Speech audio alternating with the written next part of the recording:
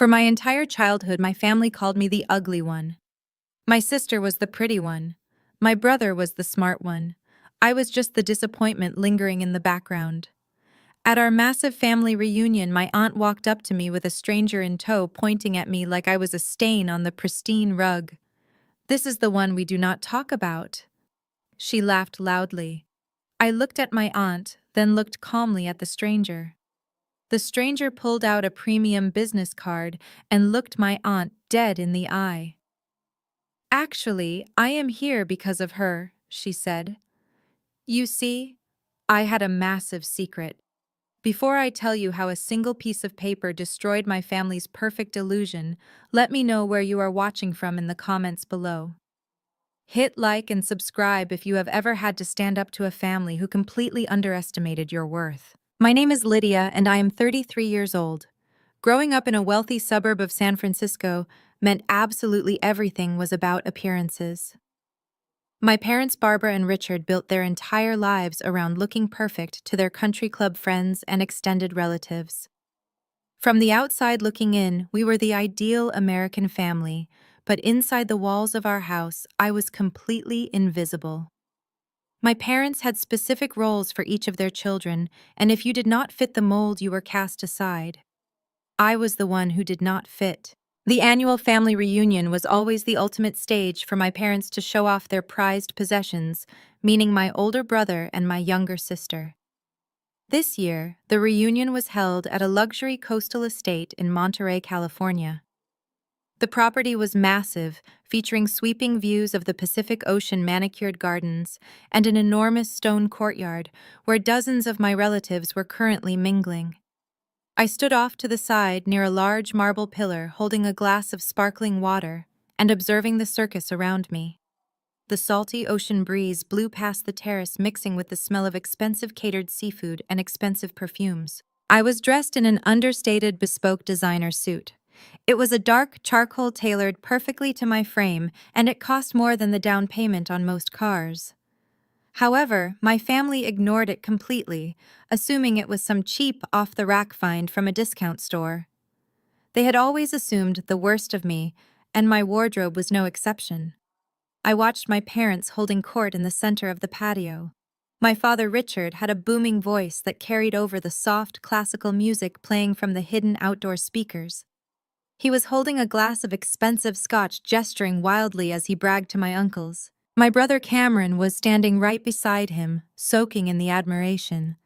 Cameron is 36 years old and holds the official title of the smart one in our family. My parents were loudly broadcasting the news that Cameron had just become a senior partner at his financial firm. Cameron stood there with his chest puffed out, wearing a flashy blue suit and an arrogant smirk. He was talking down to our younger cousins about market trends and investment portfolios, acting as though he was the foremost expert on global finance. I took a slow sip of my water. I knew the actual profit margins of his struggling firm, but I kept my mouth shut. On the other side of the courtyard was my sister Rachel. Rachel is 30 years old and has always been the pretty one. She was surrounded by a gaggle of aunts and female cousins showing off her left hand. She had recently gotten engaged to a man who came from old money, and she was making sure the sunlight caught her massive diamond ring from every possible angle. Her high-pitched laugh echoed across the stone patio every few seconds. My mother Barbara was hovering right behind Rachel, touching her hair and telling everyone how beautiful the upcoming destination wedding was going to be. I leaned back against the cool marble pillar and let out a quiet sigh. I had driven 2 hours to get here, knowing exactly how this day would play out. For 33 years, I had endured this exact same dynamic. I was the practice child, the one they pushed into the shadows so the golden children could shine brighter. I was not beautiful enough to be a trophy wife like Rachel, and I was not the loud, aggressive business shark they wanted Cameron to be. I was quiet, analytical, and observant.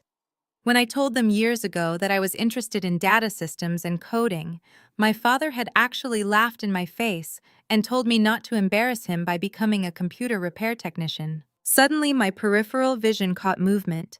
My Aunt Pamela was marching across the patio, making a direct line toward me. Pamela was my mother's sister, and she shared the exact same toxic traits. She thrived on tearing other people down to make herself feel superior. Today, she was not alone. Walking beside her was a sharply dressed woman carrying a leather briefcase. The woman had an air of absolute authority about her, wearing a sharp, tailored navy suit that commanded respect. I recognized her immediately, but I did not let it show on my face. Her name was Diana. Pamela had a wide, fake smile plastered across her face as she approached me. She was clearly trying to impress Diana, who Pamela likely assumed was a wealthy guest or perhaps a representative of the estate's management given her professional attire. Pamela loved to play the role of the gracious, wealthy host, showing off her successful family members to anyone who would listen. But when she needed to provide a contrast to make Rachel and Cameron look better, she always used me. "Well, look who decided to emerge from the shadows," Pamela announced loudly, ensuring that several nearby cousins turned to watch the interaction. She gestured toward me with a dismissive wave of her hand, her heavy gold bracelets clinking together. "Diana, I was just telling you about my niece Rachel, the gorgeous bride-to-be, and my nephew Cameron, the financial genius." Pamela let out a dramatic, exaggerated sigh and pointed directly at me. "And this is Lydia, the ugly duckling of the bunch." I did not blink. I just looked at Pamela, her face flushed with the thrill of putting me down. "We do not talk about her much," Pamela continued, her voice dripping with pity and condescension. "She just works with computers, fixing Wi-Fi routers or something in a dark basement. She is our little family charity case." Pamela turned to Diana, expecting the stranger to laugh along or offer a sympathetic nod. "Do not worry about her," Pamela added with a cruel smirk. "She will probably never get married anyway. She just does not have the charm or the looks for it. She is quite the disappointment to my sister, but every family has one, right?" The cousins nearby snickered quietly, holding their hands over their mouths. I could see my mother Barbara glancing over from across the courtyard, a look of mild annoyance on her face, as if my mere presence was ruining the aesthetic of her perfect family gathering. They all expected me to look down at my shoes. They expected me to shrink away in shame, blush with embarrassment, and quietly excuse myself to the restroom to cry. That was the role I was supposed to play. The ugly duckling who knew her place at the very bottom of the family hierarchy. But I was no longer the scared, lonely girl they had bullied for decades. I stood perfectly still, maintaining eye contact with my aunt. The silence stretched between us thick and heavy. Diana, the sharply dressed stranger, did not laugh. She did not offer a sympathetic nod to my aunt. Instead, an expression of profound disgust washed over Diana's face as she looked at Pamela. The music playing over the outdoor speakers suddenly felt very far away. The clinking of the crystal glasses around us seemed to stop entirely. Diana reached into the inner pocket of her tailored navy blazer and pulled out a premium, thick, embossed business card. She held it out not to me, but to Pamela. "Actually, I am here because of her," Diana said, her voice ringing out clear and authoritative, cutting through the ambient noise of the party. Pamela blinked, her fake smile faltering as she stared blankly at the business card. "What do you mean?" Pamela stammered. "Are you her manager at the IT help desk?" Diana took a step forward, closing the distance between them. "I am the lead corporate attorney for a private holding group," Diana stated firmly. "And she is my boss." The blood completely drained from Pamela's face. Over by the catering table, my brother Cameron stopped talking mid-sentence. My mother Barbara turned fully around to stare at us. Diana did not lower her voice. In fact, she made sure it carried across the patio. "Lydia is the founder and chief executive officer of the country's most elite cybersecurity and data defense firm," Diana announced to the stunned crowd. "And as of exactly 1 hour ago, she is the majority shareholder of the investment group that just acquired this entire coastal estate." My aunt's jaw practically unhinged. She looked at me, then back at Diana, then back at me again, as if her brain could not process the information. My sister Rachel lowered her left hand, her diamond ring suddenly forgotten by the people around her. My father Richard almost dropped his glass of scotch. I remained perfectly calm. I reached out and took the heavy manila folder that Diana offered me. It contained the final deed transfer documents for the very ground my family was currently standing on. I let a slow, deliberate smile spread across my face as I looked at the shocked, silent faces of the people who had spent my entire life calling me a failure. The game had completely changed, and they had no idea what was about to hit them. The silence that fell over the courtyard was absolute. It was the kind of quiet that feels heavy pressing down on the lungs of everyone present. For 33 years, I had been the family ghost, the punchline to their cruel jokes. Now the ghost had just handed them an eviction notice disguised as a deed. Pamela was the first to break the stillness. Her face twitched, her heavy makeup suddenly looking like a fragile mask. "This is some kind of sick joke," she stammered, her voice unnaturally high. She looked over her shoulder at my mother as if asking for permission to dismiss the entire scenario. "You hired an actress Lydia to come here and ruin your sister's special day. It is pathetic, really." Diana did not even blink. She stepped forward and her presence commanded the space. She did not raise her voice, but her tone was sharp enough to cut glass. "There is no prank being played here, Pamela. If you look closely at the documentation my client is holding, you will see the official seal of the state and the certification from the county clerk. Aegis Data Defense, the firm Lydia built from the ground up, acquired the Monterey Coastal Holding Group 48 hours ago. The ink is dry. The wire transfers have cleared." My father Richard pushed his way through the crowd of stunned cousins. His face was a dark, mottled red. He snatched the manila folder from my hands without asking. He always believed he was entitled to anything I had. I let him take it. I wanted him to read it. I wanted him to see the numbers printed in black and white. He stared at the documents, his eyes darting back and forth across the legal jargon. He was a man who prided himself on control, and I could see the exact moment that control slipped through his fingers. His hands began to shake slightly, causing the thick parchment paper to tremble. "This cannot be right," Richard muttered, his voice losing its usual booming authority. "The holding group was not even listed on the open market. We have been trying to negotiate a stake in this property for months. How did you even get access to the cellar?" I kept my posture relaxed, my hands resting comfortably at my sides.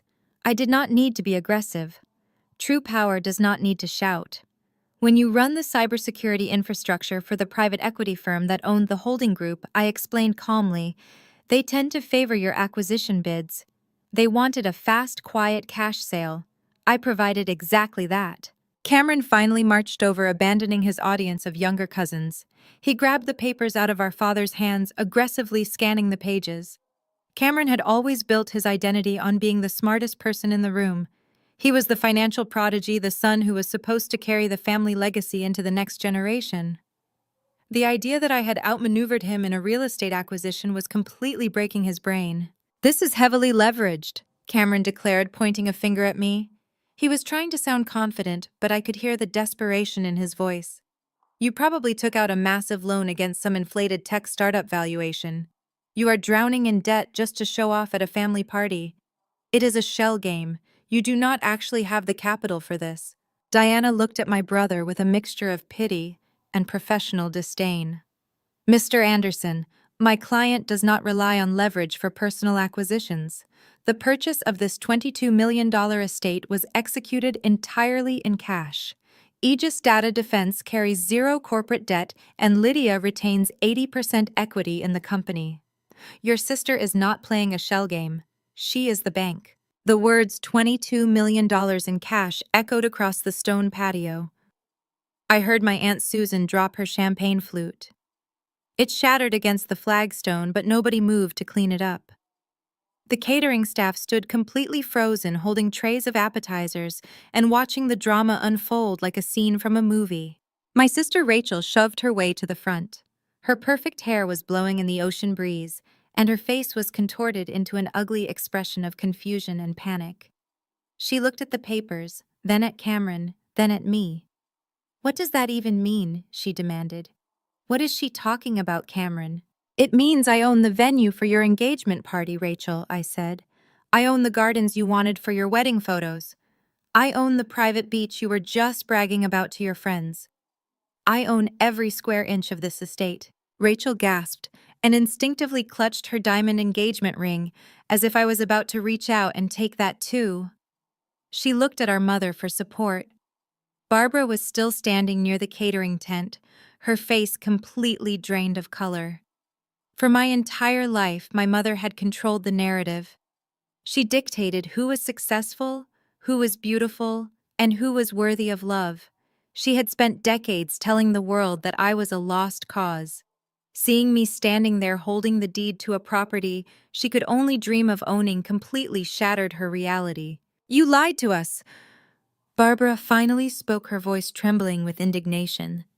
She walked slowly toward me, her eyes wide with a mix of anger and shock. "You let us believe you were working some entry-level tech job. You let us worry about your future." "I did not lie to you, Mother," I replied, keeping my tone perfectly even. "I simply stopped correcting your assumptions. You decided I was a failure when I was a teenager because I did not fit your exact mold of what a daughter should be. Whenever I tried to talk to you about my business, you changed the subject to Rachel's dating life or Cameron's promotions. You never asked what my company did. You never asked if I was happy. You just assumed I was struggling because it fit the story you wanted to tell." Pamela tried to regain her footing, crossing her arms and lifting her chin. "Well, if you are so wealthy now, why are you dressed like that? You could have at least made an effort for a family event instead of showing up in that drab suit." Diana actually chuckled, a dry, sharp sound. "That drab suit, Pamela, is a custom piece tailored specifically for Lydia in Milan.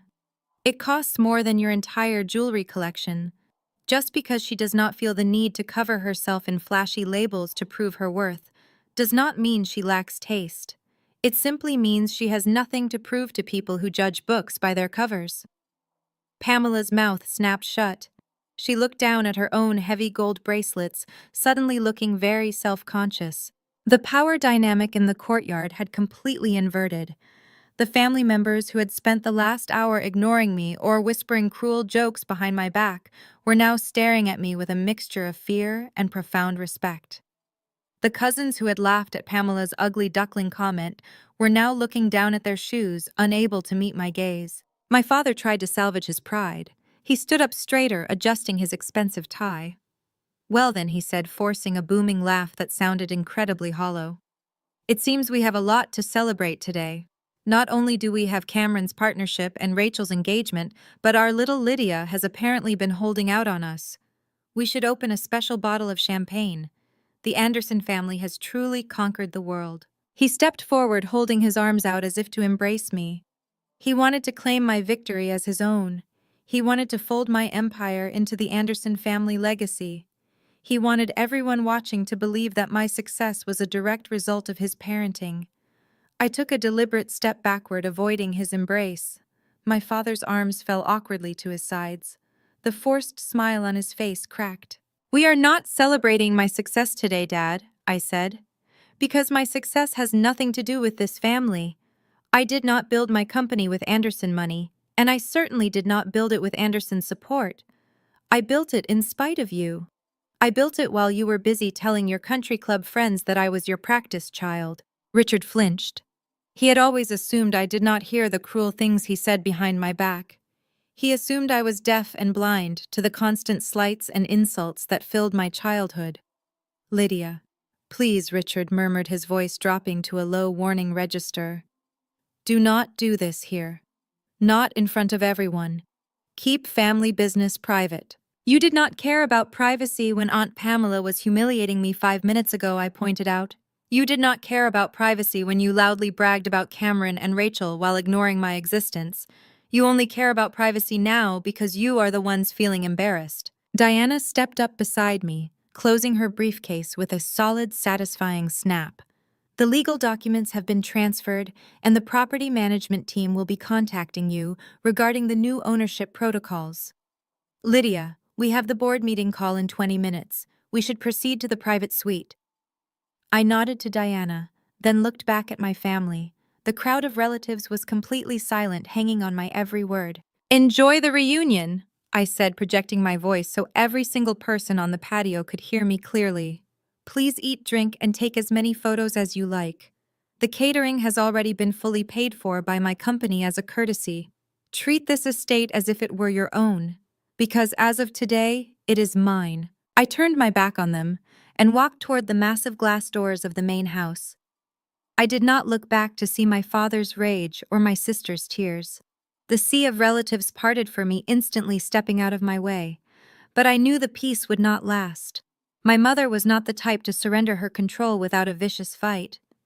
Before I could even reach the threshold of the private suite, I could hear the sharp, frantic clicking of her designer heels marching rapidly across the stone patio right behind me.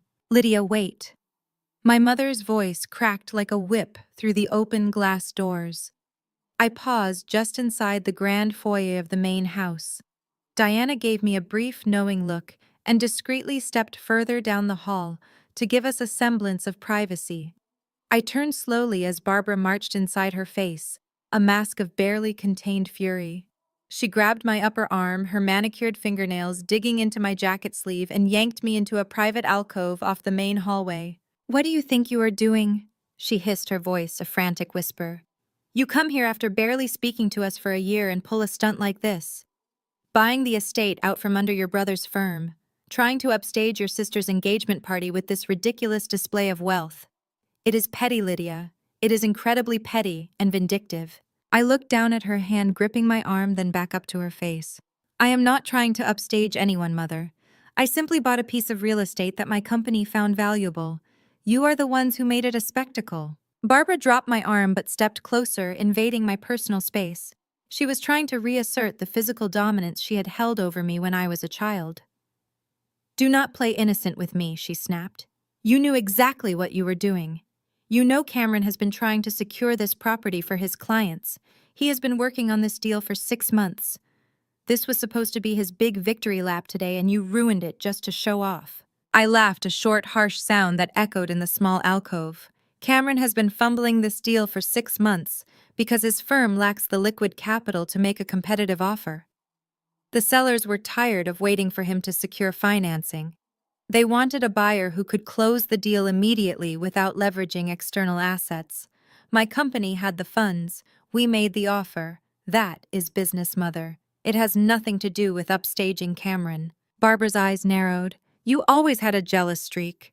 Even when you were little, you could not stand it when Cameron or Rachel got attention. You always had to act out to try and steal the spotlight.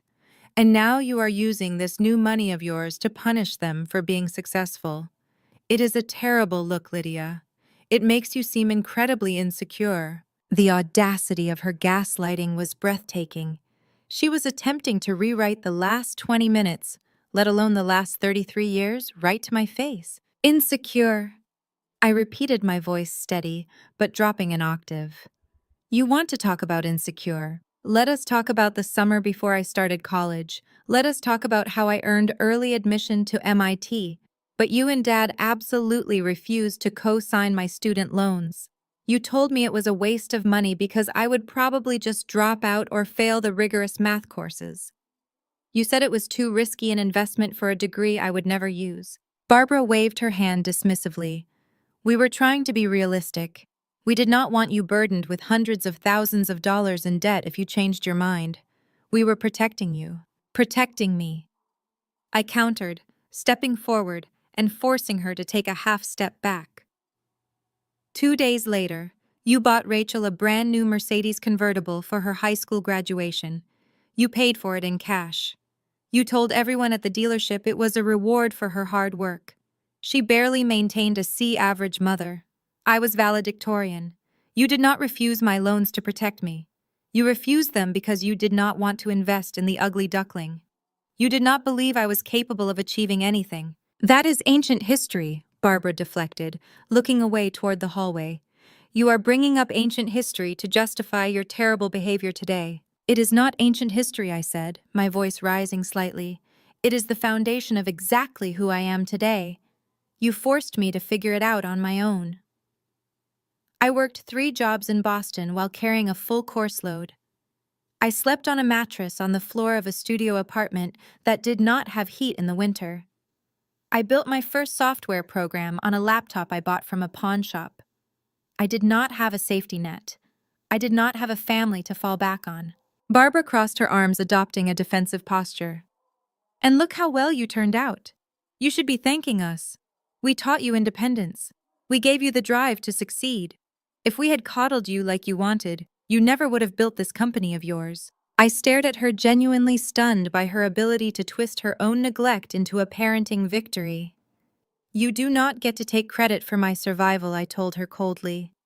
"You threw me into the deep end, hoping I would drown, so you would not have to deal with the disappointment of raising me. You did not teach me independence. You taught me that the people who are supposed to love you unconditionally will abandon you the second you fail to meet their superficial expectations." She flinched, but her pride would not let her concede. "You are being overly dramatic, Lydia. We always loved you. We just had different ways of showing it. Different ways I asked, like when Dad told his friends at the country club that I was your practice child." Barbara froze. The blood completely drained from her face, leaving her looking pale and suddenly very old. She opened her mouth to speak, but no words came out. I was 16. I continued the memory, as sharp and painful as the day it happened. I was waiting by the tennis courts to get a ride home. Dad was having drinks with the club president and a few other men. One of them asked why I was so quiet and awkward compared to Cameron and Rachel. Dad laughed. He actually laughed and told them I was just the practice run, the rough draft before you guys figured out how to make perfect children. "I did not know you heard that," Barbara whispered, her voice barely audible. "I heard it," I confirmed. "I heard it, and I internalized it. I spent years trying to figure out how to fix myself so I wouldn't be the practice child anymore. I spent years trying to earn a fraction of the praise you showered on Cameron for simply existing. But the joke is on you, Mother. The practice child just bought the ground you are standing on." Barbara recovered quickly, her survival instincts kicking in. She straightened her posture and smoothed the front of her expensive dress. "Fine," she said, her tone shifting from defensive to businesslike. "You are angry. You have made your point. You are successful and you want us to acknowledge it. Consider it acknowledged. Now let us talk about the estate." She took a step closer, lowering her voice conspiratorially, as if we were suddenly allies. "You cannot manage a property like this from a tech office, Lydia. You do not know real estate. You do not know property management or hospitality. Cameron's firm specializes in high-end asset management. He has the contacts to maximize the value of this land. You need to let him handle the real estate portfolio. You can keep the title, but let him manage the day-to-day operations. We can frame it as a joint family venture." I stared at her, almost admiring her relentless ambition. Even now, confronted with her own cruelty and my undeniable success, her only goal was to find a way to extract value from me and hand it to Cameron. She could not accept a reality where I held power over her golden boy. "You want me to hand over the management of a $22 million asset to the brother who just spent 20 minutes trying to convince everyone I was drowning in debt?" I asked. "You want me to let Cameron take a management fee off the top of my investment so he can pretend he is the one pulling the strings?" "It makes sense," Barbara insisted. "It keeps the money in the family. It helps Cameron's firm show strong assets under management, which he needs right now. And it saves you from embarrassing yourself by trying to run a property you know nothing about. We can draw up the contracts tomorrow. It is the best solution for everyone." I let out a slow breath, shaking my head. "You still do not get it, do you? There is no joint family venture. There is no we. There is only me and the company I built. Cameron is not touching this property. He is not getting a management fee. He is not getting a consulting fee. He is not getting a dime of my money to prop up his failing reputation." Barbara's eyes narrowed, her patience finally exhausted. "You are making a huge mistake, Lydia. You think you are so smart because you made some money in tech, but you do not understand how things work at this level. You do not understand family legacy. You need us whether you want to admit it or not. You cannot navigate this world alone." "I am not alone," I replied, turning toward the hallway where Diana was waiting patiently. "I have a team of professionals who actually respect me. I have a board of directors who value my input. I have built an empire without your help, and I will continue to run it without your interference." I stepped out of the alcove, leaving Barbara standing in the shadows. "We are done here, Mother. Go back to your party. Enjoy the champagne. And please tell Cameron that if he ever tries to speak to me about my financial leverage again, I will buy his firm and fire him myself." I walked down the hallway, my heels clicking decisively on the polished marble floor. Behind me, I heard Barbara let out a frustrated sound, a sharp intake of breath that signaled her loss of control. I did not look back. I had delivered the message and I knew she had heard it, but I also knew the war was far from over. My family did not surrender easily, and Cameron would not take this humiliation lying down. I walked back out into the sunlit courtyard where the ocean breeze offered a brief reprieve from the suffocating air of the main house. Diana stood near the grand sweeping staircase checking her phone, but her eyes darted up the moment I appeared. She gave a slight nod, indicating the private suite was secured and ready for my board meeting. I intended to walk straight past the catering tables and head upstairs, leaving the family to stew in their own shock. I did not get the chance. Cameron deliberately stepped right into my path. He had a fresh glass of expensive scotch in one hand, and his other hand was tucked casually into the pocket of his flashy blue suit. He had purposefully positioned himself in the exact center of the terrace, surrounded by Uncle Thomas, Aunt Linda, and several older cousins who always hung on his every word. He wanted a public spectacle. He wanted to restore the natural order of the universe, where he was the unassailable genius and I was the helpless punchline. "Well, look who decided to rejoin the adults," Cameron announced, his voice projecting loudly enough to draw the attention of everyone nearby. He smiled, but it was a predatory, tight expression.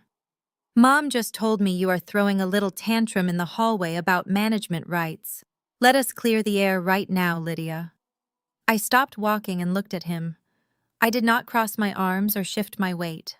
I just stood perfectly still and let him dig his own grave. "It is cute that your little tech startup managed to scrape together a bid for this place," Cameron continued, taking a slow, arrogant sip of his drink. "But we all know how this game is played. You secured a mezzanine loan against an inflated tech valuation. You leveraged yourself to the hilt, and you are praying the market does not correct itself before you can figure out what to do with a massive commercial asset. You think buying a premium property is like writing a line of code. It is not." He took a step closer, trying to use his height to physically intimidate me. The older cousins watched with rapt attention, waiting for me to wither under his brilliant financial analysis. "Your debt-to-equity ratio must be astronomical right now," Cameron sneered, his tone dripping with fake brotherly concern. "You are drowning in high-interest debt just to show off at a family party. It is a classic liquidity trap. You do not actually have the operating capital to maintain an estate of this magnitude. The property taxes alone will bankrupt your firm in 2 quarters. I am trying to save you from yourself, Lydia. Transfer the management rights to my firm. We will restructure your debt, stabilize your assets, and prevent you from defaulting. You can keep your name on the deed to feel important, but let the actual professionals handle the money before you lose everything." He finished his speech with a smug, self-satisfied grin. He looked at our father Richard, who was standing a few feet away, nodding in solemn agreement. Cameron honestly believed he had just intellectually dismantled me in front of the entire extended family. He believed he had exposed me as a naive amateur playing a dangerous game with fake money. I looked at my brother. I looked at the smug grin on his face and the expensive watch on his wrist. For my entire life, he had used big words and loud declarations to make me feel small. He was the golden boy who could do no wrong, the financial prodigy who was destined to conquer Wall Street. "Are you quite finished, Cameron?" I asked. My voice was quiet, but it carried a deadly calm that instantly wiped the smirk off his face. He scoffed, swirling the ice in his glass. "I am just giving you a reality check. Let us talk about reality," I said, taking a deliberate step toward him. "Let us talk about hard data. You seem to think my company writes simple lines of code. We do not. Aegis Data Defense secures the global financial infrastructure for institutional investors. We audit banking networks. We protect trading algorithms. We see the raw data. We see the real ledgers. I see everything, Cameron." I did not raise my voice, but the temperature on the patio seemed to drop 10 degrees. Cameron blinked, his posture stiffening slightly. "You want to talk about leverage?" I continued, my gaze locking onto his eyes. "Let us look at Vanguard Holdings. Your firm. Dad was bragging earlier about how you were just made senior partner. The whole family clapped for you. But Vanguard did not promote you because of your brilliant market strategies, did they? Cameron opened his mouth to speak, but no sound came out. The ice in his glass stopped swirling. They promoted you because they desperately needed a capital injection, I stated cleanly and clinically. Your firm is currently trying to cover a 34% drop in quarterly revenue following that disastrous commercial real estate default in Chicago last month, a default that you personally managed. Cameron went completely rigid. The blood vanished from his face, leaving him looking like a ghost in a tailored suit. Uncle Thomas frowned, looking back and forth between us. That is confidential firm information, Cameron stammered, his voice suddenly sounding thin and reedy. You cannot possibly know that. I know that your client retention rate has plummeted 19% since January. I continued relentlessly dropping the numbers like heavy stones on the stone patio. I know that 2 of your anchor funds are currently operating at a net loss.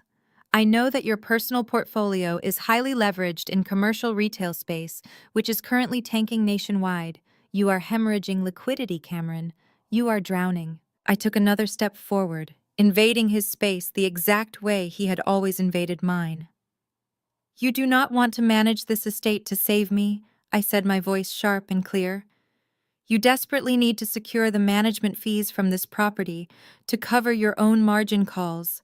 You need this asset to show your board that you are still bringing in revenue. You are exactly 3 bad weeks away from a catastrophic liquidity crunch, and you saw my acquisition as your personal life raft. The silence on the terrace was absolute. The entire family was staring at Cameron, waiting for him to laugh it off, waiting for him to produce a brilliant counter-argument. They waited for the golden boy to put the ugly duckling back in her place. Cameron stood there, his mouth opening and closing.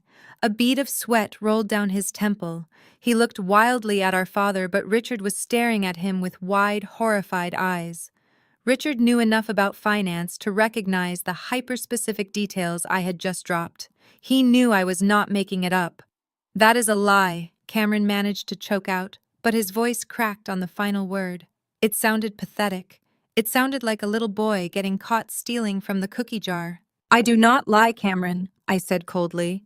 And my data does not lie.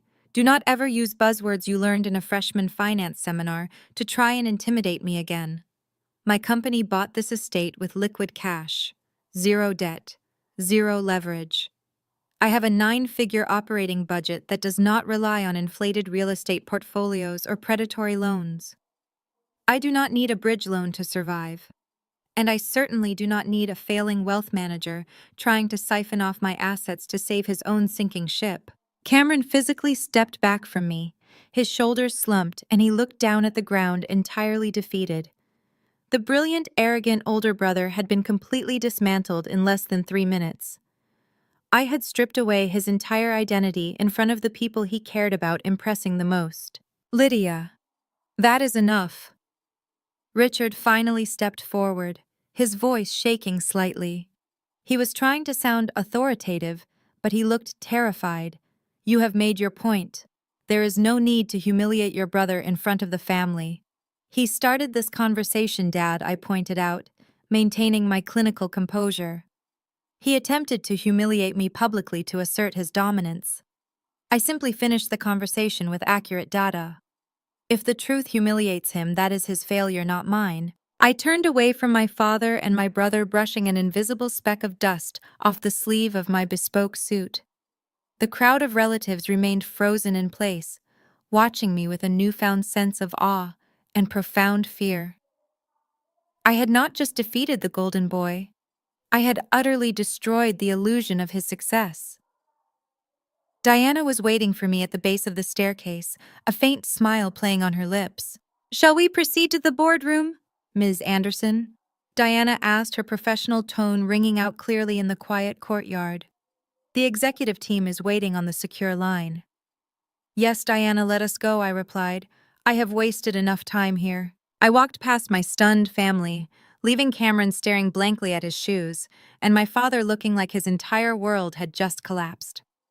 I climbed the grand sweeping staircase of my newly acquired estate, feeling lighter than I had in 33 years. The financial intimidation tactic had failed spectacularly. The family hierarchy was officially dead, and I was the one holding the shovel. 2 hours later, I concluded my board meeting in the estate's master suite. Diana packed her laptop into her leather briefcase and offered me a rare look of genuine approval. She informed me that the caterers had finished setting up the formal dinner on the oceanfront terrace, and that my family's entire demeanor had undergone a miraculous transformation while I was upstairs. I thanked her and headed down the grand sweeping staircase alone. I knew exactly what was waiting for me at the bottom. Predators do not simply surrender when they are disarmed.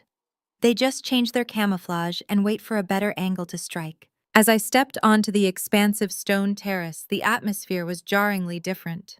The hushed, panicked whispers from earlier had completely vanished.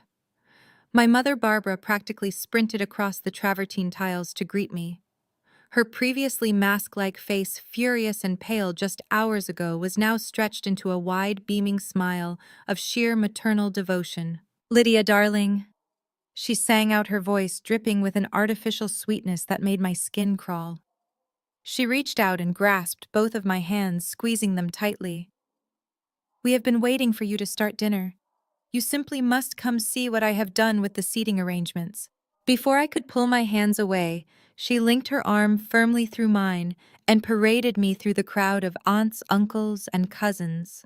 The extended relatives parted like the Red Sea, offering me tight, nervous smiles. Barbara led me directly to the massive mahogany dining table, which was set with fine bone china and crystal under an elegant canopy of string lights. She brought me straight to the head of the table, the seat of honor, the seat that my father Richard had occupied at every single family holiday, Thanksgiving dinner, and summer reunion since the day I was born. "Sit right here, sweetheart," Barbara insisted, pulling out the heavy carved chair with a theatrical flourish. "The guest of honor deserves the absolute best view of the ocean." I looked down at the ornate place cards. She had literally taken a pen, crossed out Richard's name, and written mine in sweeping cursive lettering. My father was now seated to my immediate right, looking incredibly stiff but forcing a strained, welcoming smile. Cameron was seated further down the table, staring intensely at his empty porcelain plate. He looked like a man walking to the gallows, but he remained quiet. I took my seat slowly, resting my hands flat on the linen tablecloth. The sudden shift in their strategy was so entirely predictable it was almost insulting. They realized that outright intimidation and gaslighting had failed spectacularly. Now they were attempting to sedate me with fake affection, hoping I was still that desperate, lonely little girl who would trade her entire soul and bank account for a single scrap of maternal warmth. I barely had time to unfold my napkin before my sister Rachel swooped in. She pulled up a chair incredibly close to my left side. The massive diamond engagement ring she had been relentlessly flashing all afternoon was now conspicuously turned inward, catching far less light. Her eyes were already brimming with heavy manufactured tears. She reached out and placed her perfectly manicured hand directly over mine. "Lydia," Rachel whispered, her voice trembling with heavy, theatrical emotion, "I am so incredibly glad we are finally sitting next to each other. It feels like it has been forever." I looked at her hand resting on my tailored sleeve, then looked up into her tear-filled eyes. "We sat at the exact same table during Thanksgiving 3 years ago, Rachel," I replied evenly. "You spent the entire meal talking to Cameron about your luxury trip to Paris, and you told me my sweater looked like a discount retail uniform." Rachel let out a breathless, shaky laugh as a single perfect tear rolled down her cheek. "I was so immature back then," she cried softly. "You have to forgive me. I have just missed my big sister so much." She leaned closer, wrapping her arms around my shoulders in a suffocating, heavily perfumed hug. "When I saw you standing up to Cameron today, I realized how much I truly look up to you. You are so strong, Lydia. I want us to be incredibly close again. I want you to be a huge part of my life and a huge part of my wedding. We need to be a real family again." I did not return the hug. I sat perfectly rigid until she finally pulled back, dabbing the corners of her eyes with a white linen napkin to protect her makeup. It was a masterful performance. If I did not know with absolute certainty that she had spent the last decade mocking my career and telling all her high society friends I was a lost cause. I might have actually believed her. But I saw the sharp, calculating gleam hiding right behind her wet eyelashes. She was laying the groundwork. They all were. The catering staff stepped forward and began serving the first course. The dinner conversation was entirely focused on me. Aunts and uncles who had actively ignored my existence for years were suddenly intensely fascinated by my cybersecurity firm. Uncle Thomas asked for my expert opinion on emerging tech stocks. Aunt Pamela, the exact same woman who had loudly called me an ugly duckling just hours earlier, kept offering to refill my wine glass and praising the tailoring of my suit. It was a suffocating barrage of relentless flattery. Barbara constantly interrupted anyone who spoke, ensuring the spotlight remained fixed firmly and blindingly on me. She acted as if my massive success was the direct result of her brilliant, nurturing parenting. Lydia always had such a highly focused mind, Barbara announced to the entire table, waving her silver fork in the air. While other girls her age were distracted by silly, trivial things, Lydia was building her future. Richard and I always knew she was destined for greatness. We gave her the space to thrive independently, and look how beautifully it paid off. I ate my salad in total silence, letting them spin their elaborate web of lies. I knew a trap was being set. I could see Richard exchanging loaded, significant glances with Cameron and Barbara across the table. They were treating me exactly like a wealthy angel investor they were trying to soften up before delivering a massive corporate pitch. As the main course was cleared away and the expensive champagne was poured into fresh glasses, Richard stood up. He picked up his crystal flute and tapped it lightly with a silver spoon. The ringing sound instantly silenced the entire terrace. Every relative turned their full attention to the patriarch of the Anderson family. Richard smiled, looking down at me from his standing position. His eyes were completely cold and calculating, but his voice projected the warm, jovial, booming tone of a deeply proud father. "If I may have everyone's attention." Richard began holding his glass high in the air. "Today has been a day of tremendous surprises and wonderful revelations. For years, this family has proudly celebrated the many milestones of Cameron and Rachel. But today, we celebrate the prodigal daughter. Today, we celebrate Lydia." Polite, enthusiastic applause rippled around the long dining table. I did not move a single muscle. Lydia has proven beyond a shadow of a doubt that she possesses the true Anderson spirit. Richard continued, his voice rising with theatrical pride. "She has finally found her footing in the corporate world. She is a late bloomer, but she has achieved a level of financial success that frankly none of us anticipated. And with great success comes great responsibility. The absolute foundation of the Anderson legacy has always been unity. We protect our own. We elevate our own. Blood is thicker than water." He took a dramatic, calculated pause, looking around the table to ensure everyone was hanging on his every word.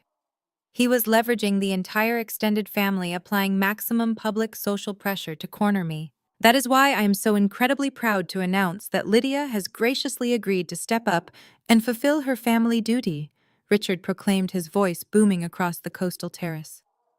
"As her very first act as the new owner of this magnificent estate, Lydia will be making a primary investment to stabilize Cameron's financial firm, ensuring that his partnership remains secure and our family's market reputation remains completely untarnished." Cameron looked up, offering a tight, forced smile to the clapping and cheering relatives. He looked like he wanted to vomit from the humiliation of needing a bailout, but he played along flawlessly with the charade. "But that is not all," Richard declared, his smile growing wider, showing all his teeth as he looked directly at me. "Lydia has also insisted on giving her younger sister the ultimate wedding gift. To celebrate Rachel's upcoming marriage, Lydia will be entirely funding Rachel's destination wedding in Lake Como, Italy. A $150,000 contribution to ensure her little sister has the magical day she truly deserves." Rachel let out a loud theatrical gasp, covering her mouth with both of her hands.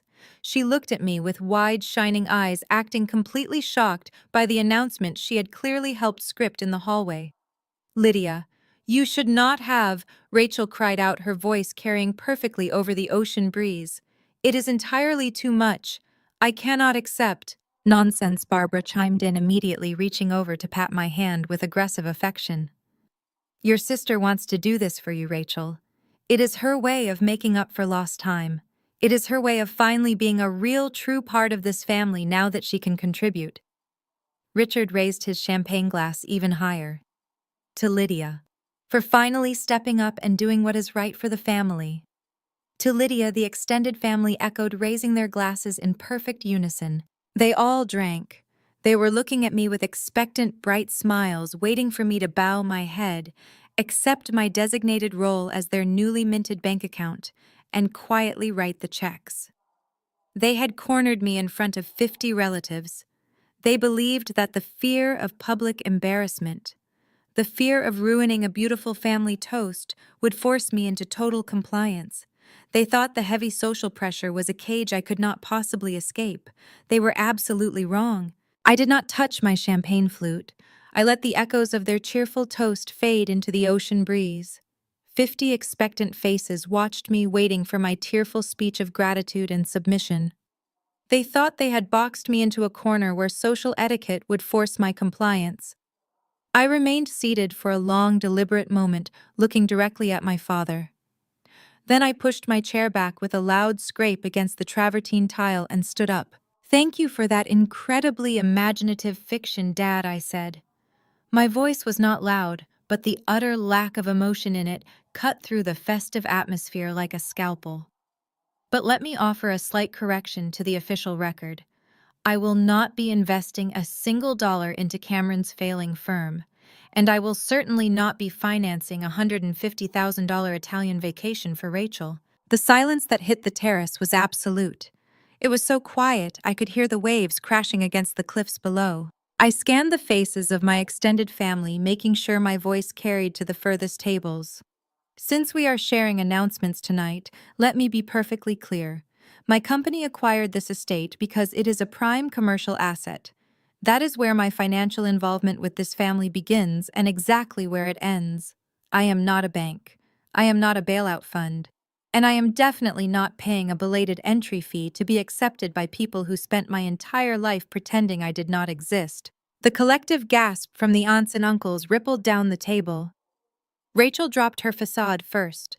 Her lower lip stopped quivering with fake tears and curled into an ugly sneer. "You cannot do this!"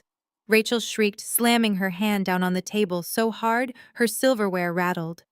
"Dad just told everyone you were paying for the wedding.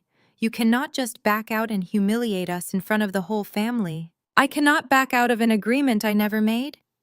"Rachel," I replied smoothly, "you and Dad fabricated a script in the hallway and tried to force me to read my lines on stage." "The show is canceled." Barbara shot up from her chair, her face turning a deep, mottled crimson. Her gracious hostess persona evaporated instantly, replaced by the vicious bully I had known my entire life. "How dare you!" Barbara screamed, pointing a shaking finger at me. "How dare you sit at my table and disrespect this family? We gave you everything. We welcomed you back with open arms, and this is how you repay us.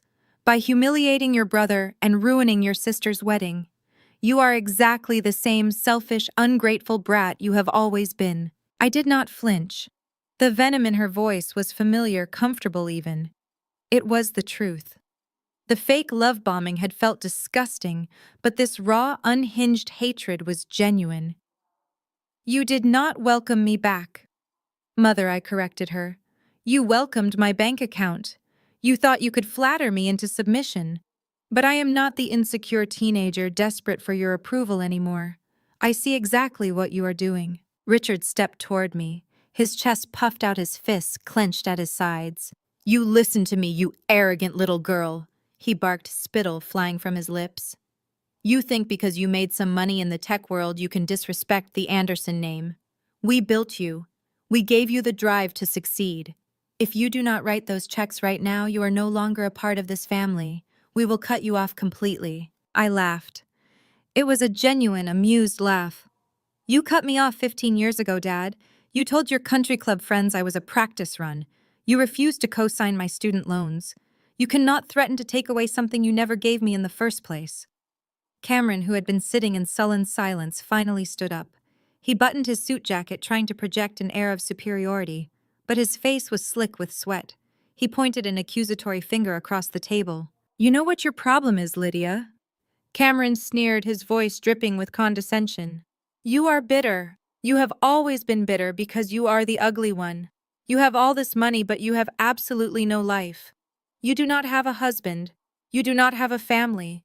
You sit alone in some sterile penthouse hoarding cash because nobody actually wants you. You are a lonely, sad spinster taking out her pathetic jealousy on her younger sister because Rachel is actually beautiful and loved. Rachel eagerly jumped onto the bandwagon, emboldened by Cameron's attack. She is just jealous, Rachel agreed, tossing her hair over her shoulder. She knows she will never get a ring like this. She knows no man from a respectable family would ever look twice at her. She is trying to ruin my wedding because she knows she will never have one of her own. You are pathetic, Lydia. You think money makes you powerful, but you are still just the ugly duckling we all pitied. The insults rained down exactly as they had when I was a child. They attacked my appearance, my relationship status, my desirability. They reverted to the most basic, shallow metrics of worth because that was the only currency they understood. To them, a woman's value was entirely dependent on her ability to secure a wealthy husband and maintain a pristine social image. They truly believed that reminding me of my physical shortcomings would break my spirit and force me to submit. The extended relatives at the table shifted uncomfortably. A few of the older aunts averted their eyes, clearly embarrassed by the sheer vitriol coming from my parents and siblings. But no one spoke up to defend me. They never did. The golden rule of the Anderson family was to never cross Richard and Barbara. I let them rant. I stood there with my hands clasped loosely in front of me, maintaining perfect eye contact with each of them as they hurled their venom. I did not raise my voice. I did not cry. I did not show a single ounce of vulnerability. I just watched them exhaust their limited vocabulary of insults. I let the entire extended family witness the hideous reality of the golden children and the perfect parents.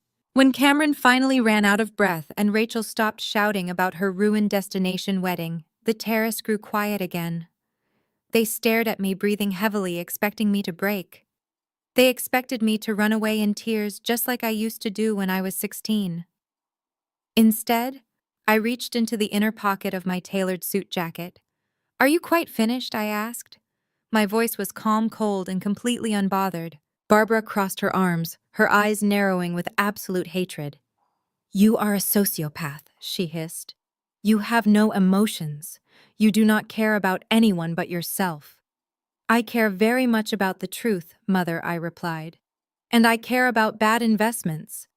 Cameron just accused me of hoarding money. He claimed I was a lonely spinster taking out my jealousy on the family. But I am not hoarding money. I am simply refusing to throw it into a black hole. I pulled a thick, heavy manila envelope from my jacket. It was sealed with red tamper-evident tape. I held it up for a moment, letting the dim overhead string lights catch the bright red seal. You see, Dad? I continued, turning my gaze back to Richard. You demanded that I bail out Cameron's financial firm. You stood up in front of 50 relatives and declared it was my family duty to protect the Anderson legacy and save his partnership. You made it sound like a simple liquidity issue, a temporary market fluctuation that a good sister should cover to help her brother. Richard lifted his chin, his jaw tight. It is a temporary cash flow problem, he insisted stubbornly. Vanguard Holdings is a premier firm. Your brother is a brilliant manager. He just needs a bridge to the next quarter. I nodded slowly, walking toward the center of the large dining table. A bridge to the next quarter. That is a very creative way to describe it. I stopped right in front of Richard and Barbara. Cameron was standing just a few feet away, looking suddenly very pale. I placed the thick manila envelope flat on the center of the linen tablecloth. The heavy thud of the paper hitting the wood underneath echoed in the tense silence. I am not bailing Cameron out. Dad, I said, my voice carrying clearly to every single person seated on the terrace. And you are all about to see exactly why. I broke the red tamper-evident tape with my thumb. The sharp tearing sound was shockingly loud in the silent ocean air. Every eye at the long dining table was locked onto my hands. Cameron took a sudden jerky step forward, his hands outstretched as if he was going to snatch the envelope away, but Diana smoothly stepped between us. Her presence alone was enough to make him freeze in his tracks. I slid a thick stack of printed spreadsheets out of the envelope and let them fan out across the white linen. They were covered in highlighted rows, red ink, and bolded corporate routing numbers. I told you earlier that Aegis Data Defense secures global financial infrastructure. I began keeping my tone conversational but commanding. What I did not mention is that our primary specialty is forensic data auditing. We do not just build firewalls. We hunt down financial anomalies for federal regulators and institutional investors. When my firm moved to acquire the holding group that currently holds your corporate debt, my lead engineers ran a routine mandatory deep dive into the associated asset portfolios. We pulled the digital floorboards up. We traced every single wire transfer, every offshore routing number, and every hidden limited liability company tied to Vanguard Holdings. My father, Richard, frowned deeply, his heavy brow furrowing as he tried to keep up. An audit, he said, his voice tight. You ran an unauthorized audit on your brother's firm. That is corporate espionage, Lydia. I will have you arrested before the night is over. I did not even look at him. Diana handled that. Actually, Richard, Diana stated, her voice ringing with absolute legal authority. The audit was standard corporate due diligence legally mandated prior to the acquisition of distressed debt. Everything in those files was obtained through entirely legal corporate transparency clauses, which Cameron himself signed when he used his firm's assets as collateral for a bridging loan last year. Cameron looked like he was going to pass out. He grabbed the back of an empty dining chair, his knuckles turning completely white. He opened his mouth, but his chest was heaving so heavily he could not form a single word. I picked up the first stack of papers and held them up. You see, Dad, Cameron does not have a temporary liquidity issue. A liquidity issue implies that money is tied up in slow-moving assets like commercial real estate or long-term bonds. But Vanguard Holdings does not have slow-moving assets.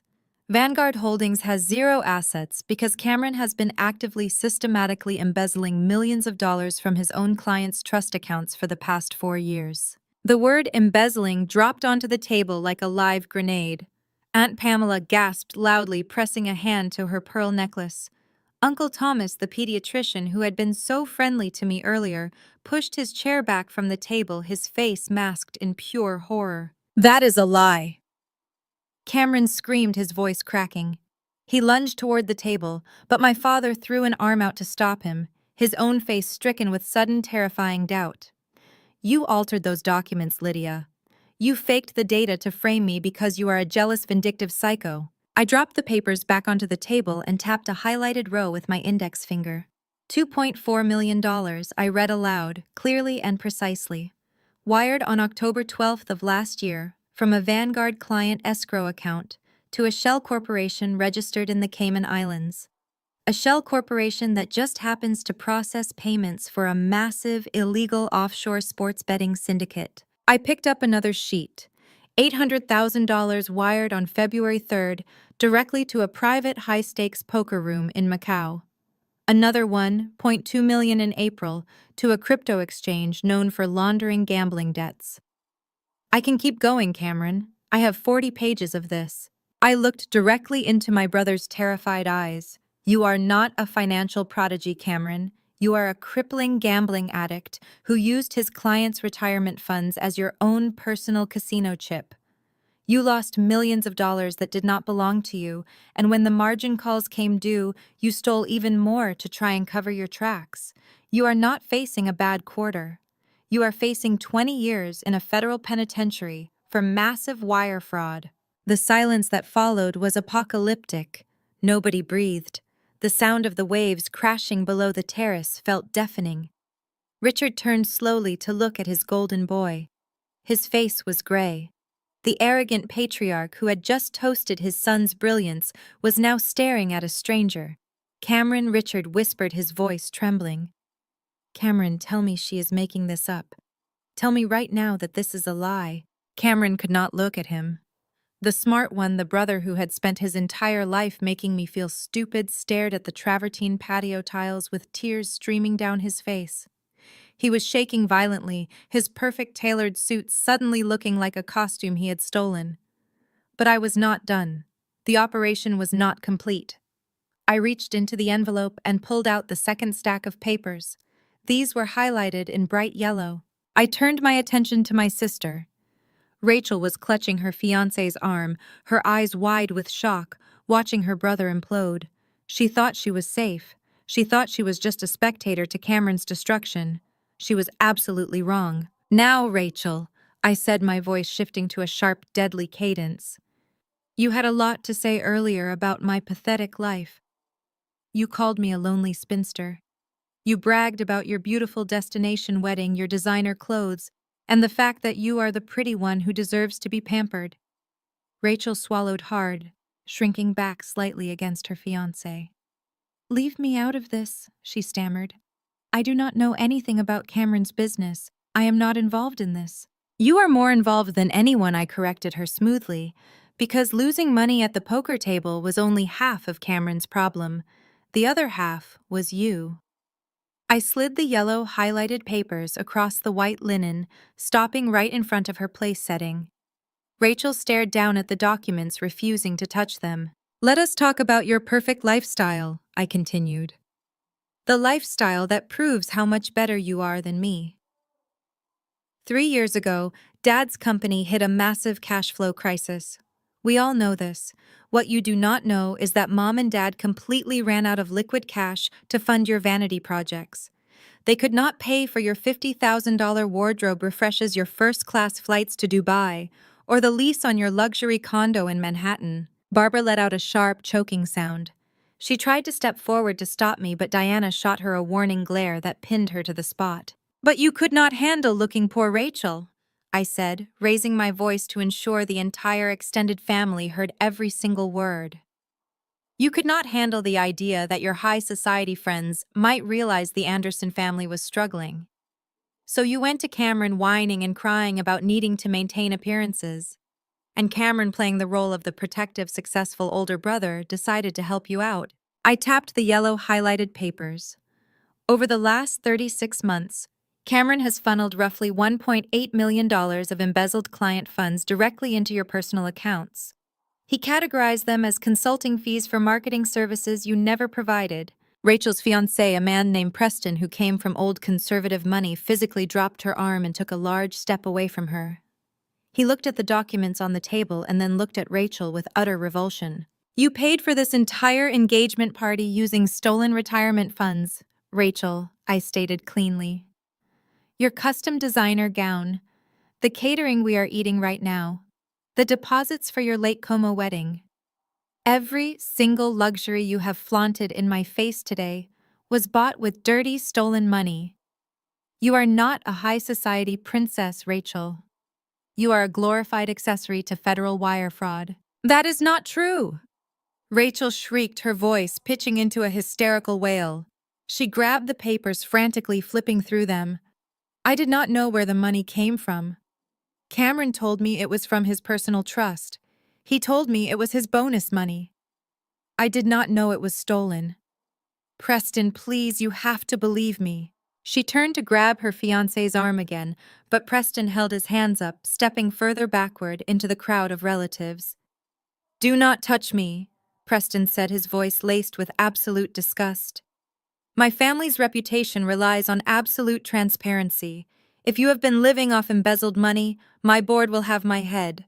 I am done with this. I am completely done." Preston turned on his heel and marched straight off the terrace, heading directly for the front gates of the estate. Rachel let out a guttural scream of pure panic. "Preston, wait. Preston." She hiked up the skirt of her expensive designer dress and ran after him, her high heels clicking frantically against the stone. But he did not even slow down. The pretty one, the sister who had built her entire identity on securing a wealthy man, was left sobbing hysterically in the middle of the driveway, abandoned and exposed. I stood perfectly still, watching the destruction unfold. I felt no pity. I felt no remorse. They had spent my entire life building pedestals out of cruelty and vanity. All I had done was kick the support beams out from under them. I turned my gaze back to the head of the table. Cameron had collapsed into a chair, burying his face in his hands, weeping openly in front of the uncles and aunts who had idolized him for decades. The brilliant facade was entirely gone, leaving nothing but a desperate criminal waiting for the federal indictments to drop. My mother Barbara was clutching the edge of the dining table, hyperventilating. Her chest heaved as she stared at the ruined remains of her perfect family. The golden children had been reduced to ash in under 10 minutes. But the operation was still not complete. I had saved the most devastating piece of data for the people who truly deserved it. I reached into the manila envelope one last time and pulled out a single sheet of paper. This one was not highlighted. It was a stark, simple legal contract bearing the signature of two very specific people. I looked at my father, who was staring into the distance, looking like a man who had just watched his entire world end. He thought the worst was over. He thought the embezzlement and the ruined wedding were the bottom of the barrel. He was profoundly mistaken. I held that single sheet of paper in my hand, but the explosion around the table demanded immediate attention. Before I could even present this final piece of evidence, the fragile dam holding my family together completely shattered. The illusion of the perfect Anderson family evaporated in real time, replaced by the vicious, ugly truth of who they really were. Richard suddenly slammed his hands down on the linen tablecloth. The expensive crystal wine glasses rattled and tipped over, spilling dark red liquid that seeped into the white fabric like blood. He did not look at me. He turned his entire body toward Cameron. His face was twisted into a mask of pure, unadulterated rage. "You stole from our clients!" Richard roared. His booming voice was no longer jovial. It was a weapon. "You embezzled from trust accounts. Do you have any idea what you have done? You have completely destroyed the Anderson name." Cameron flinched, backing his chair up so violently it scraped against the stone patio. But the fear in his eyes quickly morphed into cornered, desperate anger. The golden child, who had never been held accountable for a single mistake in his entire 36 years of life, was suddenly facing total annihilation, and he refused to go down alone. "Do not you dare act like you are innocent in this!" Cameron screamed back, throwing his hands up.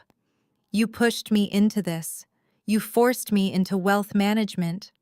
You sat at the country club boasting about my returns and demanding double-digit growth every single quarter.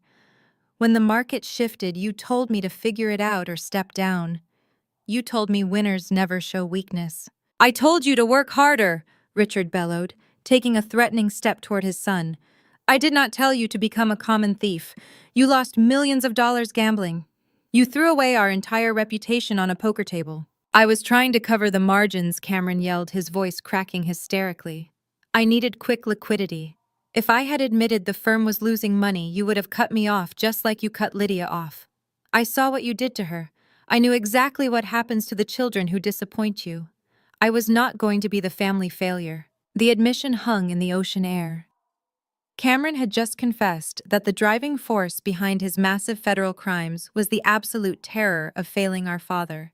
The toxic perfectionism Richard had cultivated had directly bred a desperate criminal. Before Richard could respond, a sharp, agonizing wail cut through the courtyard. Rachel had returned. She stumbled back onto the terrace looking like a discarded porcelain doll. Her custom designer gown was stained with dirt at the hem. Her perfect hair was a tangled mess from the wind, and her heavy eye makeup was running down her cheeks in dark, ugly streaks. She marched directly toward Cameron, her hands curled into fists. "He is gone," she shrieked, her voice raw and jagged. Preston got into his town car and drove away. He called his lawyers from the driveway. "The wedding is canceled. The engagement is over. You ruined my life, Cameron." Rachel launched herself at our brother, pounding her fists against his chest. Cameron shoved her backward roughly, nearly knocking her off her feet. The polite rules of high society had completely vanished. They were acting like feral animals. "I ruined your life." Cameron spat out, his face contorted in disgust. "I funded your life. I paid for your ridiculous vanity. You demanded $50,000 shopping sprees to impress Preston's mother. You cried to me that you could not be seen wearing the same designer dress twice. You sucked me dry, Rachel. You are a parasite. You told me it was trust fund money." Rachel screamed back, tears flying from her face. "You told me you were making millions. You lied to me." Rachel turned her venomous gaze toward our father. "And you," she yelled, pointing a shaking finger at Richard. "You are the one who told me I had to secure a wealthy husband. You told me my only job was to look beautiful and marry into old money. You pushed me to keep up with Preston's family. You told me to spend whatever it takes. This is your fault. Do not you dare blame me for your brother's criminal behavior." Richard shouted, his face turning a dangerous shade of purple. "I provided everything for this family. Everything." The screaming escalated into a deafening, chaotic roar. The three of them stood in the center of the terrace, tearing each other apart. They hurled insults, dragged up old resentments, and viciously attacked each other's deepest insecurities. The polished, sophisticated family that had spent decades looking down on the rest of the world was currently engaged in a vicious street brawl. I watched the golden children, the ones who were supposed to be better and smarter and more deserving than me, completely destroy one another. Barbara had been standing frozen near the head of the table, clutching her pearl necklace and hyperventilating. She watched her perfect husband, her genius son, and her beautiful daughter publicly implode. The reality of her failed parenting was playing out in front of 50 extended relatives. She could not handle the destruction of her carefully curated narrative. She desperately needed a scapegoat. She needed someone to blame for the fire consuming her house. She turned to me. Her eyes were wild, completely unhinged. "You did this!" Barbara shrieked. She lunged toward me, her face twisted into a mask of pure hatred. "You came here to destroy us. You planned this entire night just to tear this family apart. You are a monster, Lydia." I did not step back. I did not raise my voice. I simply looked at her with profound, empty pity. "I did not force Cameron to steal Mother," I replied, my voice projecting a calm, steady authority over the chaos. "I did not force Rachel to live off embezzled funds. I did not force Dad to value status over integrity. I did not light the match. I just turned on the lights so everyone could see the rats." Barbara let out a frustrated, agonizing scream. She raised her hand as if she wanted to strike me, but Diana stepped smoothly to my side, a silent physical warning that any physical contact would result in immediate police intervention. Barbara dropped her hand, sobbing uncontrollably into her palms. I walked slowly back to my chair at the head of the table. I sat down, smoothing the skirt of my bespoke suit. I reached out and picked up my crystal wine glass. I took a slow, deliberate sip of the expensive vintage. I simply sat back and watched the fire burn. The toxic dynamic I had suffered under for 33 years was eating itself alive right in front of me. Cameron was now weeping openly on the stone tiles, begging Richard to help him secure a defense attorney. Richard was shouting that he would not spend a single dime of his own money to keep a thief out of prison. Rachel was sitting on the ground, rocking back and forth, crying about her ruined reputation and the social exile she was about to face in Manhattan. The extended family looked on in absolute paralyzed horror. These were the aunts, uncles, and cousins who had spent decades enabling my parents. They had happily attended the lavish parties, eaten the expensive food, and turned a blind eye whenever my parents humiliated me. They had participated in the collective delusion that the Andersons were modern royalty. Now they were seeing the rot underneath the gold plating. Aunt Pamela, the woman who had called me an ugly duckling just hours earlier, was backed against a decorative stone pillar. She was physically trembling, holding her purse tightly against her chest. She looked at me, sitting calmly at the head of the table, sipping my wine, and she quickly averted her eyes, terrified that I might turn my attention toward her next. Uncle Thomas gently took his wife's arm and began moving quietly toward the exit. Several other cousins followed suit. They were abandoning the sinking ship, desperate to distance themselves from the radioactive fallout of federal crimes and embezzled funds. The social elite do not stand by you when the FBI is looming. They scatter. My mother sank into a chair, burying her face in her arms, weeping loudly. "My family," she moaned over and over. "My beautiful, perfect family. It is all ruined. Everything is ruined." She still could not see the truth. She was mourning the loss of the illusion, not the reality. She did not care that her son was a criminal or that her daughter was an accomplice. She only cared that the country club would find out. She only cared that she could no longer hold her head high at charity galas. I sat in the seat of honor, surrounded by the shattered remains of their pride. I felt no guilt. I felt no remorse. I had spent my entire life starving for their affection while they feasted on my self-esteem. They had demanded my compliance and expected my silence. But silence is a funny thing. When you force someone to be quiet for decades, they use that time to listen. They use that time to watch. They use that time to gather every single piece of data required to dismantle the people keeping them in the dark. I placed my wine glass back on the table. The sharp clink of the crystal drew the attention of my father. Richard stopped shouting at Cameron and looked at me. His chest heaved and his face was covered in a cold sweat. He looked utterly defeated. He thought the punishment was over. He thought the absolute worst had already happened. The embezzlement had been exposed. The golden boy was going to prison. The perfect daughter was socially annihilated. The extended family was fleeing the estate in droves. What more could possibly be taken from them? He did not know about the single sheet of paper still resting under my left hand.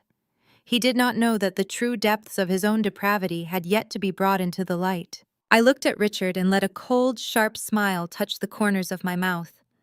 The golden children had been completely destroyed by their own greed, but the architects of this toxic empire still had to answer for their own sins. It was time to deal with the parents. I slid the final sheet of paper out from under my hand. The stark white document seemed to glow against the dark wood of the table.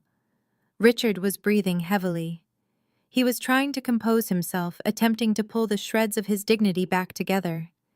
He wiped a hand across his sweating forehead and looked at me with a pathetic attempt at a paternal plea. "Lydia," he said, his voice shaking but trying to sound reasonable, "you have made your point. Your brother is a disgrace. We had no idea he was doing this. Your mother and I are victims in this too. We trusted him. We gave him everything and he destroyed us. Please put the papers away. Let us handle this as a family before the authorities get involved. We need to do damage control." I did not hand him the paper. I did not even look at him. I looked at Diana, who was standing a few feet away. Diana gave a sharp nod, her expression hardening into absolute legal severity. She stepped forward, taking her place right beside my chair at the head of the table. "You are not a victim, Richard," Diana stated clearly, her voice cutting through the salty ocean air. "And you certainly did not find out about Cameron's embezzlement today." Richard froze. Barbara stopped crying and looked up, her eyes darting between me and the attorney. "What are you talking about?" Barbara asked, her voice cracking. "We just found out. You just told us." I shook my head slowly. I tapped the single sheet of paper with my index finger. "You see, Mom, I have spent the last decade building digital security networks.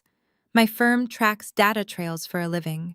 When we audited Vanguard Holdings, we did not just find Cameron's offshore transfers. We found the internal communications. We found the encrypted emails sent from your personal home network to Cameron's private server." I picked up the document.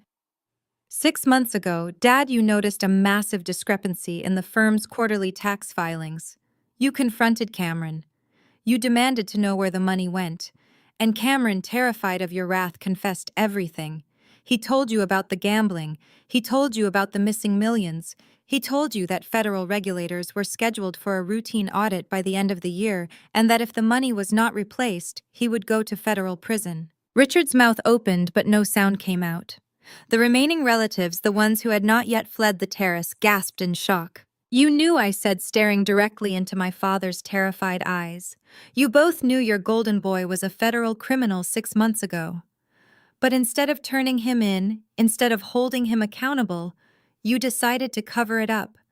You decided to play the loving, protective parents. But here is the fascinating part. You did not want to sell this beautiful coastal estate to cover his debts. You did not want to liquidate your own retirement accounts. You did not want to sacrifice your country club lifestyle, your luxury cars, or your precious social standing." I leaned forward, resting my elbows on the table. "You needed millions of dollars in liquid cash to quietly replace the stolen trust funds, but you refused to pay for it yourselves. So you looked around for a sacrificial lamb. You looked for someone expendable." Barbara let out a high-pitched whining sound, clutching her chest. "Lydia, please do not do this. We were desperate.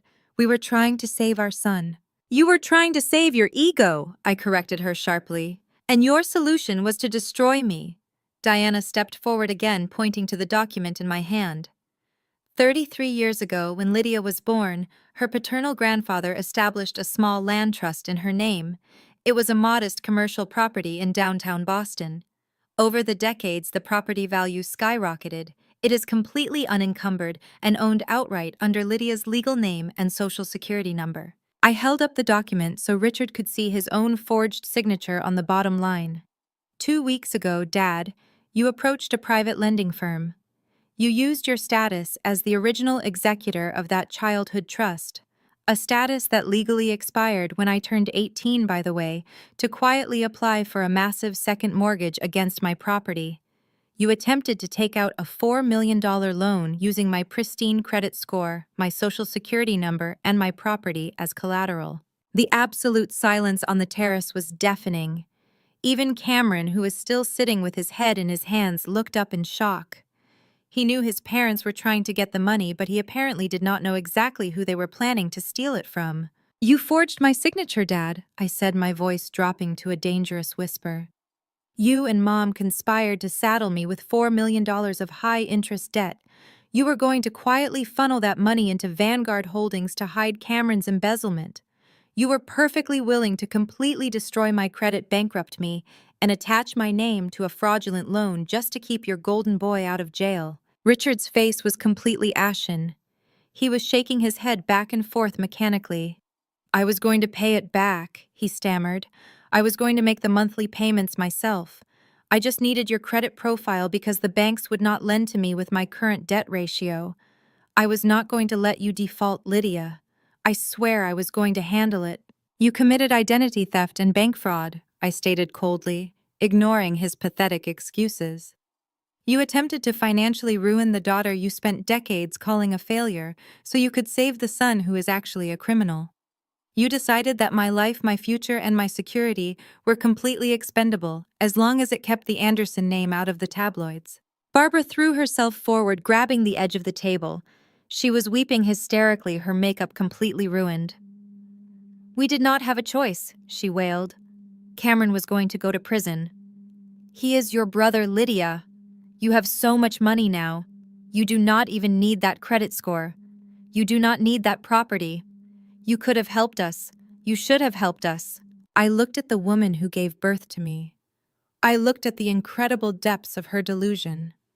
She had just been caught trying to commit federal fraud against her own daughter, and her immediate response was to blame me for not offering myself up as a willing victim. I do not owe you my destruction, Mother, I replied, my voice unwavering. And I certainly do not owe you my financial security to cover up your criminal conspiracy. The few remaining extended family members began backing away toward the exits. They had stayed for the drama, but identity theft and bank fraud were crossing a line that none of them wanted to be associated with. Uncle Thomas literally turned his back on my father, shaking his head in absolute disgust as he guided his wife off the terrace. They were leaving the Andersons behind permanently. Richard tried to stand up tall, trying to summon the imposing patriarchal authority that had ruled our family for decades. He puffed out his chest, but his hands were trembling uncontrollably. Listen to me, Lydia, he commanded, his voice rough and uneven. We are your family. We made a desperate decision in a desperate time. But you stopped the loan. No harm was done. The transaction did not go through. We can keep this quiet. We can settle this internally without getting the authorities involved. You have made your point. You are the successful one. Now act like an adult and help us fix this. He was still giving orders. Even backed into a corner covered in the evidence of his own crimes, he still believed he had the right to tell me what to do. He still believed he was the untouchable king of the castle. No harm was done, I repeated, echoing his words. You tried to throw me in front of a moving train, Dad. The only reason I am not standing here with $4 million of fraudulent debt attached to my name is because my cybersecurity firm flagged the unauthorized credit inquiry and blocked the transaction before the funds were dispersed. You did not show mercy. You got caught. Diana pulled a sleek black folder from her briefcase and laid it gently on the table next to the evidence. As your legal counsel, Richard, I strongly suggest you stop speaking, Diana advised him smoothly. Every word you say is currently being documented. The fraudulent loan application containing your forged signatures has already been handed over to the federal authorities along with the evidence of Cameron's embezzlement. Richard staggered backward as if he had been physically struck. You reported us! He gasped, clutching his chest. You turned your own parents over to the feds. I did not turn you over, Dad, I corrected him. You handed yourselves over the moment you decided to commit bank fraud. I simply refused to be your accomplice. Barbara let out a long, agonizing scream. She dropped to her knees on the stone patio, clutching her face. My life is over, she sobbed into the dirt. My friends, my house, my reputation, everything is gone.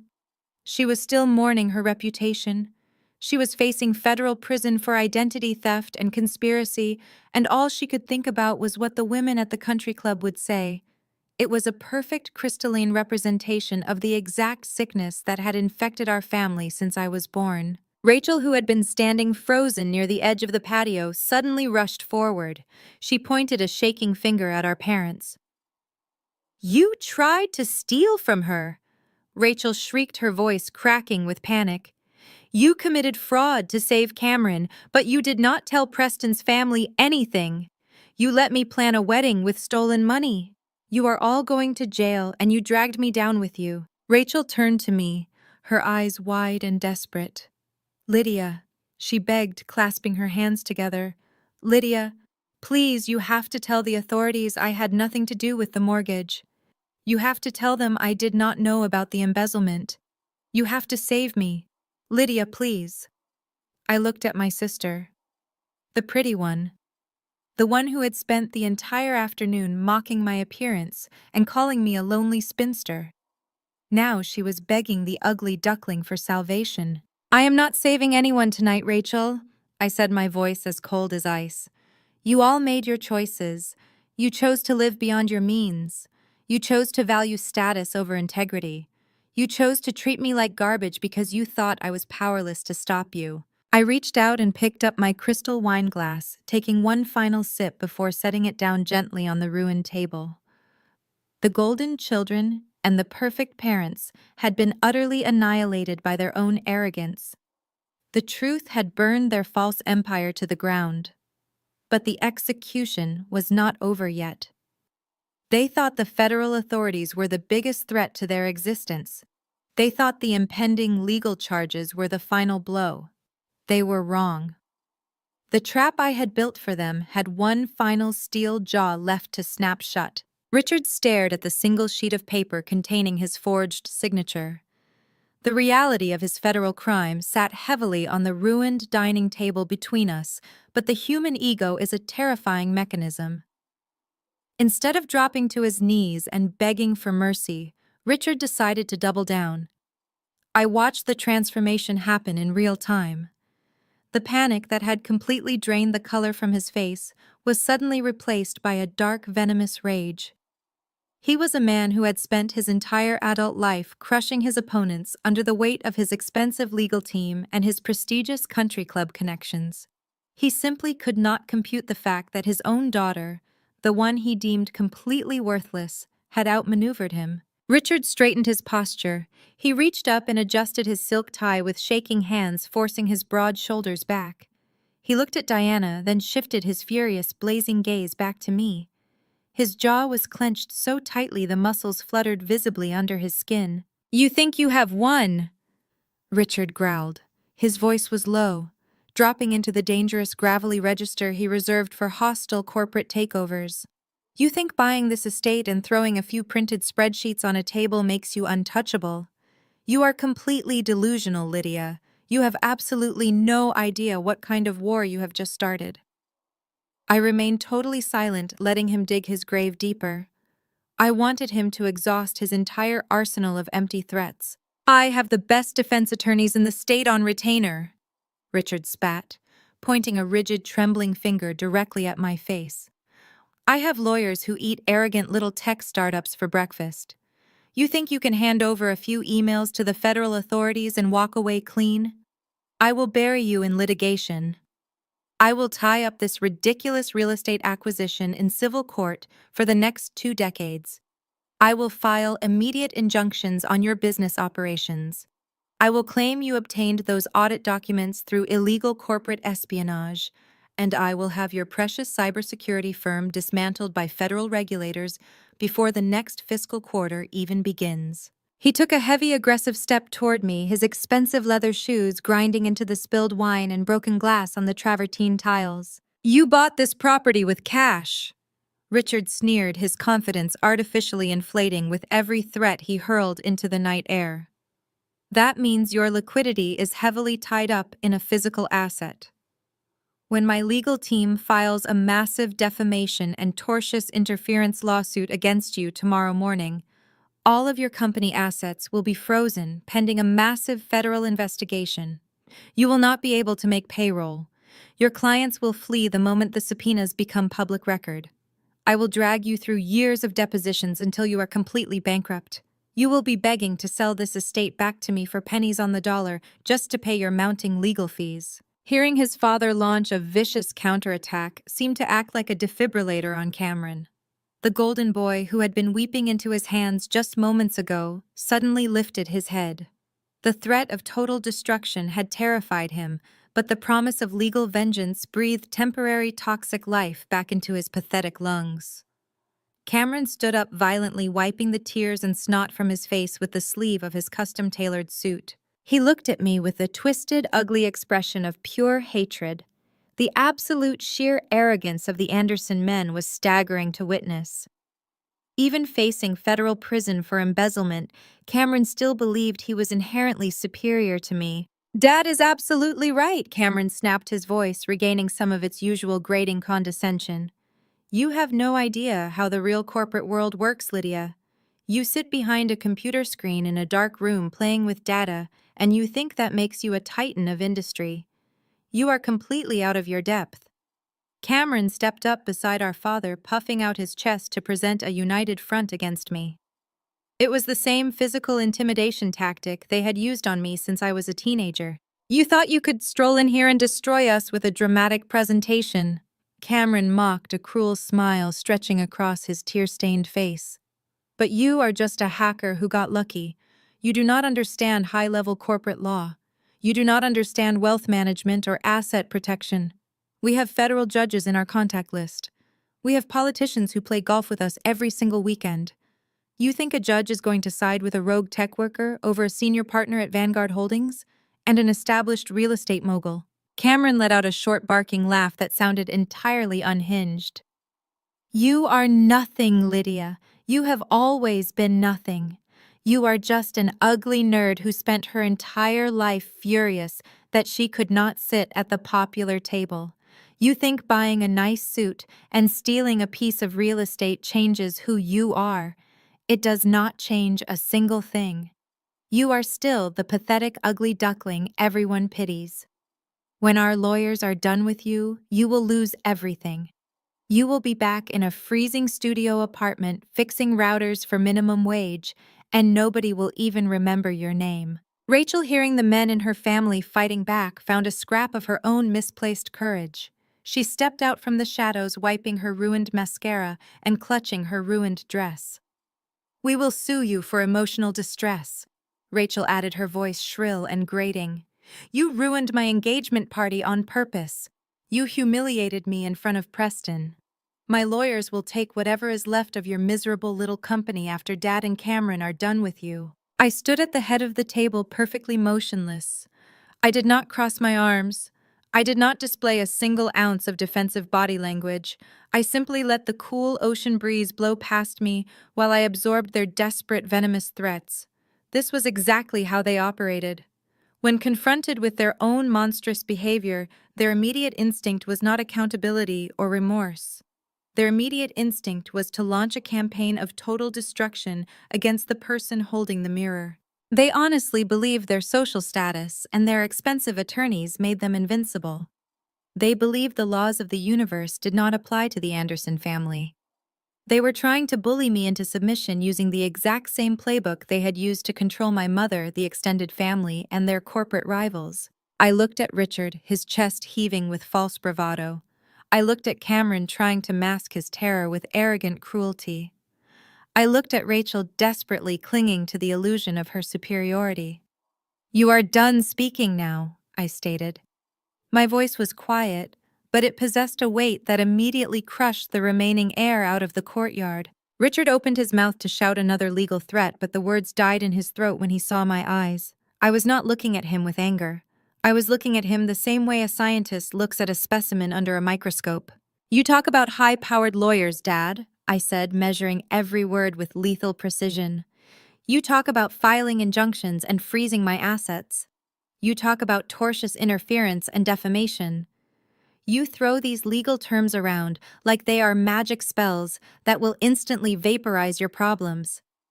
But you are forgetting one critical fundamental detail about the transaction that took place today." I turned my gaze to Cameron, who immediately shrank back slightly under the weight of my stare.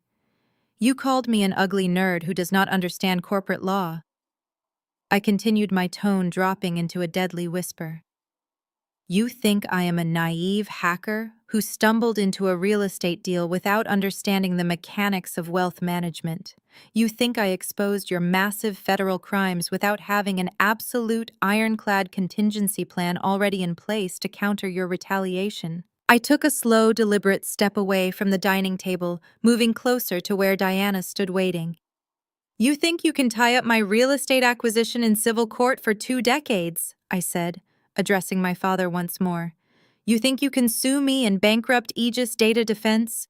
You think your country club lawyers are going to save you from the consequences of forging my signature on a $4 million mortgage application?" I shook my head slowly, letting a cold, satisfied smile spread across my face. "You are thinking far too small, Dad," I told him. "You are looking at the chessboard, but you do not even realize the game has already ended." Richard frowned, his false confidence wavering as he tried to decipher my meaning. "What are you talking about?" he demanded, his voice losing its aggressive edge. "I know exactly what you did today, Lydia. You bought the property deed. It is a simple commercial transaction. It can be contested in court tomorrow morning." "I did not buy the property deed, Dad," I corrected him softly. I stepped aside and gestured toward my attorney. Diana adjusted her designer glasses and stepped forward. She held a fresh stack of legally certified documents in her hands. The golden children and their arrogant father stood frozen, waiting for the final blow. They had threatened me with their lawyers. They had threatened me with total financial ruin. They had insulted my appearance, my intelligence, and my future.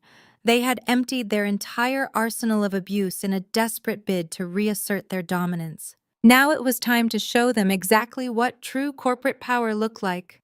Diana placed the thick stack of documents directly on top of the ruined tablecloth. She did not raise her voice. She did not need to. Her absolute calm was far more terrifying than Richard's screaming. She looked at my father with the mild irritation of a teacher dealing with an unruly toddler. "You mentioned tying this acquisition up in civil court for 2 decades. Richard Diana began sliding the first heavily notarized document across the table. "You threatened to file injunctions against Aegis Data Defense. You threatened to bankrupt Lydia with legal fees. That is a fascinating strategy. Unfortunately for you, it requires a fundamental misunderstanding of what actually transpired this morning." Richard glared at this paper but refused to touch it. "I know exactly what happened," he growled. "She bought the deed to this estate. It is a single asset transfer." "Wrong," Diana stated flatly. "Aegis Data Defense did not buy a single deed.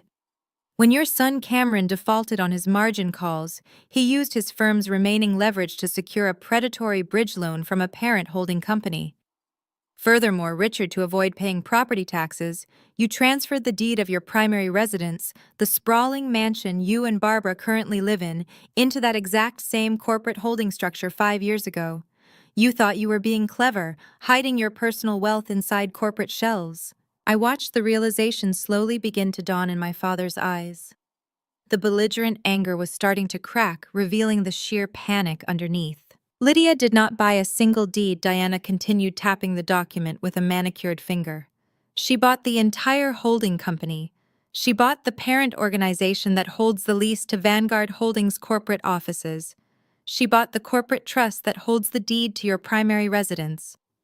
As of 9 o'clock this morning, Lydia is the absolute sole owner of the building your son works in and the house you sleep in. Barbara let out a high-pitched gasp. She grabbed Richard's arm, shaking it frantically. Richard, what is she saying? What does that mean? It means, Mother, I interjected, leaning forward to rest my hands on the table, that I am your landlord. And Cameron's landlord. I own the roof over your heads and I own the floor beneath your desks. Cameron stumbled backward, gripping the stone railing of the terrace. He looked like he was going to be physically sick. You cannot do that, he choked out. That is a monopoly. That is illegal. It is standard corporate acquisition. Diana corrected him smoothly. But let us talk about what is actually illegal. Let us talk about why you will not be hiring any high-powered defense attorneys to fight this. Diana pulled the second document from the stack. It featured a bright blue federal court seal at the top. She pushed it toward my father. This time, Richard could not help himself. His trembling hands reached out and pulled the document closer. His eyes scanned the heavy legal text, and his face turned the color of wet ash. When you and Barbara attempted to forge Lydia's signature on a $4 million mortgage application, you crossed a very specific legal line. Diana explained, her voice ringing like a judge reading a final sentence. You transmitted fraudulent financial documents across state lines using a digital banking network. You attempted to leverage a childhood trust using stolen identifying information. That elevated your desperate little scheme from simple state-level fraud to a massive federal crime. Richard's breathing became shallow and rapid. He looked up at Diana, his eyes wide with absolute terror. You filed it, he whispered. You actually filed it with the federal authorities. I did not just file a report, Richard, Diana said, taking a step back to stand shoulder to shoulder with me. Because I provided the federal authorities with irrefutable digital proof of your attempted bank fraud, along with the complete unredacted data logs proving Cameron's multi-million-dollar embezzlement. The federal judge did not hesitate. We requested an emergency injunction to prevent the flight of stolen capital. The judge granted it immediately. Diana looked around the terrified faces of the Golden family. As of 3 o'clock this afternoon, she announced clearly, every single bank account associated with Richard Anderson, Barbara Anderson, Cameron Anderson, and Vanguard Holdings has been completely frozen. Rachel let out a sharp, agonizing scream. She dropped to her knees on the stone patio, clutching her ruined designer dress. Frozen, she shrieked. What do you mean, frozen? My accounts, too. Any account that received embezzled funds? Diana confirmed, looking down at my sister without an ounce of pity. Since Cameron wired over $1 million of stolen client money into your personal checking accounts to fund your lifestyle, your assets are now officially classified as the proceeds of a federal crime. Your credit cards, your checking accounts, your savings. Everything is locked pending a comprehensive federal investigation. Barbara began hyperventilating. She pulled her expensive smartphone from her clutch purse, her hands shaking so violently she dropped it twice. When she finally managed to unlock the screen, she frantically opened her banking app. We all watched in total silence as the red error messages popped up on her screen. Access denied. Account suspended. Please contact your financial institution. No, Barbara sobbed hysterically, tapping the screen over and over again. No, no, no. Richard, do something. Call the bank. Call someone. He cannot call anyone, Barbara. I stated, my voice perfectly calm and devoid of sympathy. Who is he going to call? His golf buddies, the country club president. Do you think those men are going to risk a federal indictment for associating with criminals? Do you think your high society friends are going to loan you money when they find out you tried to steal $4 million from your own daughter to cover up an embezzlement scheme? Richard looked like a broken man. The powerful, imposing patriarch had been entirely stripped of his armor. His broad shoulders caved in, and he slumped heavily against the dining table. The man who had spent 33 years telling me I was a worthless failure was now a penniless criminal staring down the barrel of federal prison. My lawyers, Richard mumbled, his voice barely a breath. I have them on retainer. Your retainer agreements have void clauses for federal asset freezes. Diana corrected him, delivering the final crushing blow to his legal defense strategy. I spoke with the senior partner of your preferred defense firm an hour ago. The moment they were notified that your assets were frozen under a federal fraud injunction, they dropped you as a client. They are not going to work for free, Richard. And you literally do not have a single dollar to your name. Cameron let out a bizarre broken laugh. It was the sound of a man's sanity snapping in half. The golden boy who had just sneered at me, calling me an ugly nerd who did not understand the real world, was now utterly destitute. He looked at his hands, then looked at me, his eyes wide and hollow. "You planned this," Cameron whispered, his voice trembling with a mixture of terror and awe. "You did not just expose us. You trapped us. You locked the doors and set the building on fire." "I did not set the fire, Cameron," I reminded him, maintaining absolute steady eye contact. "You lit the match the day you stole your first client's retirement fund to pay for a poker game. Mom and Dad poured gasoline on the flames the day they tried to steal my identity to save you. I just made sure you could not buy your way out of the burning building." The reality of their situation crashed down on them with the weight of a collapsing skyscraper. They were completely trapped. They had no money. They had no lawyers. They had no social standing. The extended family had abandoned them. Rachel's wealthy fiancé had fled in disgust. Their entire empire, built on a foundation of lies, cruelty, and stolen money, had been meticulously dismantled and vaporized in the span of a single afternoon. Barbara was rocking back and forth on the ground, sobbing uncontrollably. Rachel was staring blankly at the ocean. Her perfect life shattered into a million irreparable pieces. Cameron was hyperventilating, clutching his chest as the panic attack fully consumed him. Richard just stared at the legal injunction on the table, the document that officially ended the Anderson family legacy. They had spent my entire life trying to break me. They had called me the ugly one, the practice child, the disappointment. They had pushed me into the shadows and demanded my silence so they could shine brighter. But they had fundamentally misunderstood the nature of the shadows. The shadows are where you learn to see everything without being seen. The shadows are where you build your strength. I looked at my family, the broken, ruined remnants of the people who had tortured me for 3 decades. I felt absolutely nothing for them. No anger, no sadness, no pity. The emotional tether that had tied me to their approval had been completely severed. "Diana," I said, turning to my attorney, my voice ringing clear and strong over the sound of their weeping, "I believe we have one final piece of administrative business to conclude before we leave my property." Diana nodded smoothly, reaching into her briefcase one last time. She pulled out a pristine folder containing 3 legally certified documents, the final nails in the coffin. I turned back to my father, my mother, and my brother. The time for revelations and evidence was over. Now it was time for the execution. I held out my hand and Diana placed the 3 pristine documents directly into my palm.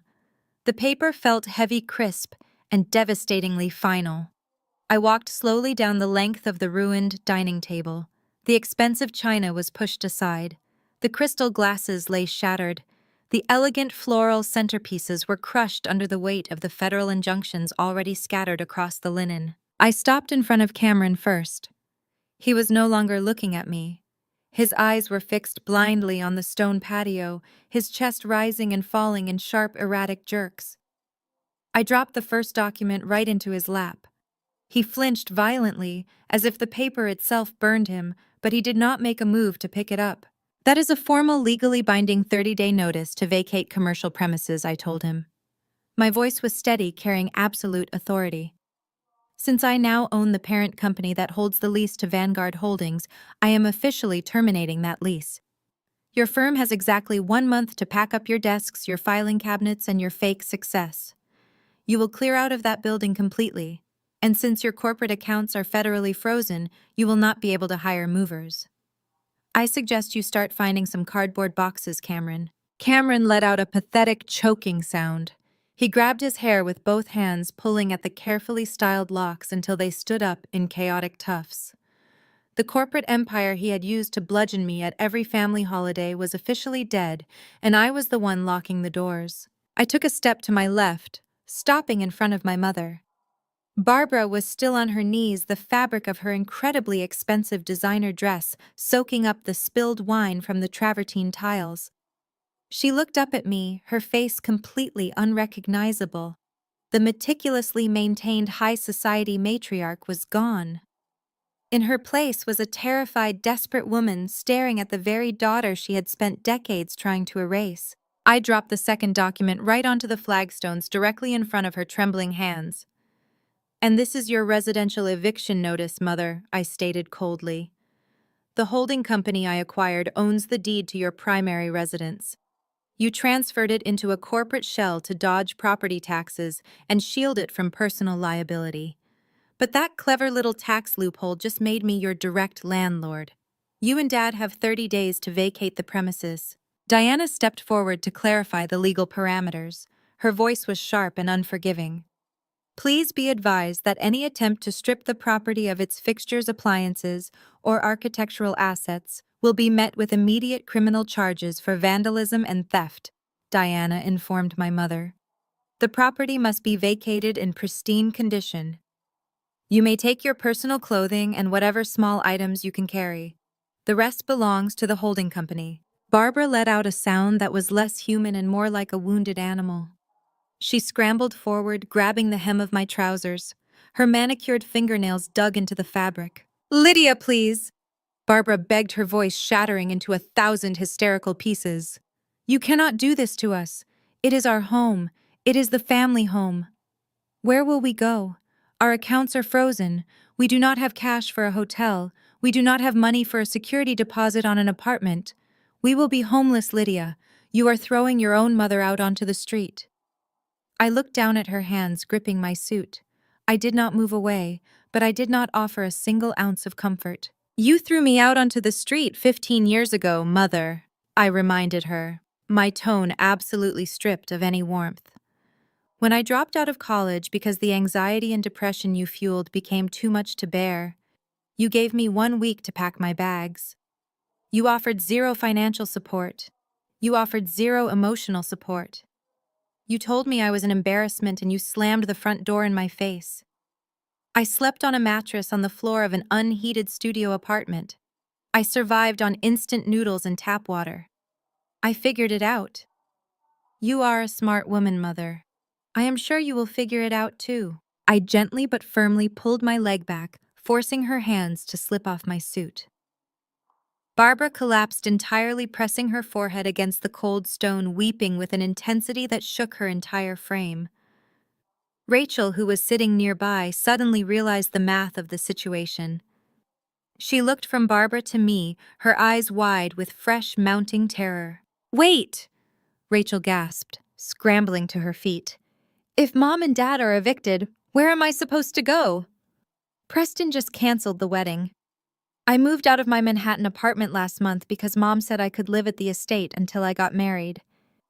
If you take the house, I do not have anywhere to live." I turned my head slowly to look at the pretty one, the sister who had spent the entire afternoon mocking my lack of a husband and calling me a lonely spinster. "That sounds like a massive logistical problem, Rachel." I agreed, my expression perfectly flat. "You spent the last 3 years living off stolen retirement funds. You funded your entire glamorous lifestyle with dirty money Cameron embezzled from his clients. Since all of those funds are now frozen pending a massive federal investigation, you are completely broke." Rachel rushed toward me, holding her hands out in a desperate, pleading gesture.